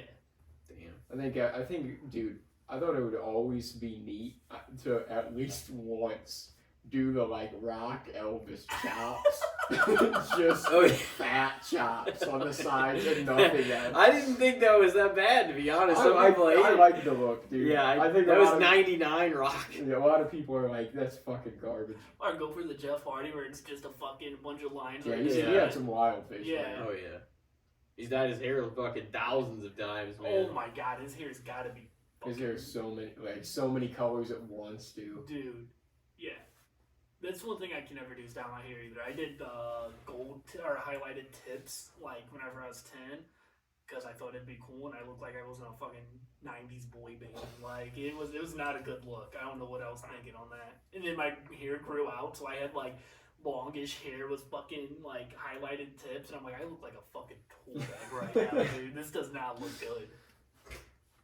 Yeah, there's not a great perception out there for highlighted tips, I feel like. not No, it maybe was- in 2000 and Yeah. 2001. Because in the early 2000s, it was like the frosted tips were like the cool thing, but Yeah. it had a very short era. Mhm. That's why it's funny when you like go look at movies from like that era and people have them. You're like, oh my god, the frosted tips Yes. really dates things. Oh my god. That was a pretty specific era, but it was interesting. There's a lot of wild shit through the years, man. Yeah, a Oh, lot of styles that come and go. Mm-hmm. Well, well, we all said fair on that one. Yep. fair. I'd say it's about that I'm gonna time. close And you? here. About that time for what? I was gonna say about that time. Do I'm you gonna close. do you want to plug what you've been doing? What you've been up to? Your pod? Yeah, you can follow the podcast on all major podcast platforms at A Man and His Podcast. Follow me on Twitter at Your Boy Squints to keep up with the podcast and what shows I'm at. YouTube at Your Boy Squints, and that's it. And then I have merch, but that's in the description of all my episodes. So if you want to buy merch and support me, you can do that. Jake Noble, a man, and his podcast. Yeah. He's the guy. Well, it's been 103 episodes since we had on you last, so I'll be back in Been a 103 minute. more. yeah. Oh yeah, it's We'll been. have you back on in about 4 years. Yeah. That's a while. It goes quick, but it fucking takes a while to get there. Yeah, it doesn't feel like 4 years when you look back on it, but 4 years living through it, a lot happens. Well, like COVID really fucked my perception of time up. Like, just that 2020 to 2021 does not seem real. I feel like getting out of high school too, when you are in a school routine, to getting into real life, the workforce, time just goes so much quicker. Oh my god, yeah. Like it's been 7 years since I graduated. The This weeks May. just fly, and then the weeks become years quickly. Well, like that's why I describe it. Days go by slow, but like years go by fast. They do, Yeah, and the that's weeks how go it by goes. fast. The months, you're like, holy fuck! Next time you look at the old watch, the 'Cause old I'm clock, always focused on the next thing, the next day. Yeah. What, Oh, yeah. what am I got going on tomorrow? You know? taking care of business, man. Getting shit done. Well, Jake Noble, it has been your sequel episode. It's been a good time. Been a good time. So Long time in the making. long time making. Yeah. Both our setups, both our guest lists, and just the plethora of content that we've put out the last several years has fucking increased Yeah. dramatically. You Oh, know, yeah. Most definitely. bigger guests, more complex conversations. Oh, definitely. You know, You have a much more aged podcast now than Oh, your yeah. first appearance. We do too. I mean, It's we were a year into it. You were less than a year. I was into like it. 2 months in. I mean, I was a month in because it was what, August? Yeah, it was probably like late August. Yeah, and my first Almost 2 episode months. was July, so Mm-hmm. like I was a baby in the podcast. So Well, ladies and gentlemen, this has been episode 127 with Jake Noble. And hope everybody takes care out there. We will see you next episode. And we'll be on Jake's episode. Yeah. Of his podcast here in a moment. So stick with us and hope you tune into everything. Thank you very much for being here. You guys have anything else to add? No. Alrighty. Real American time.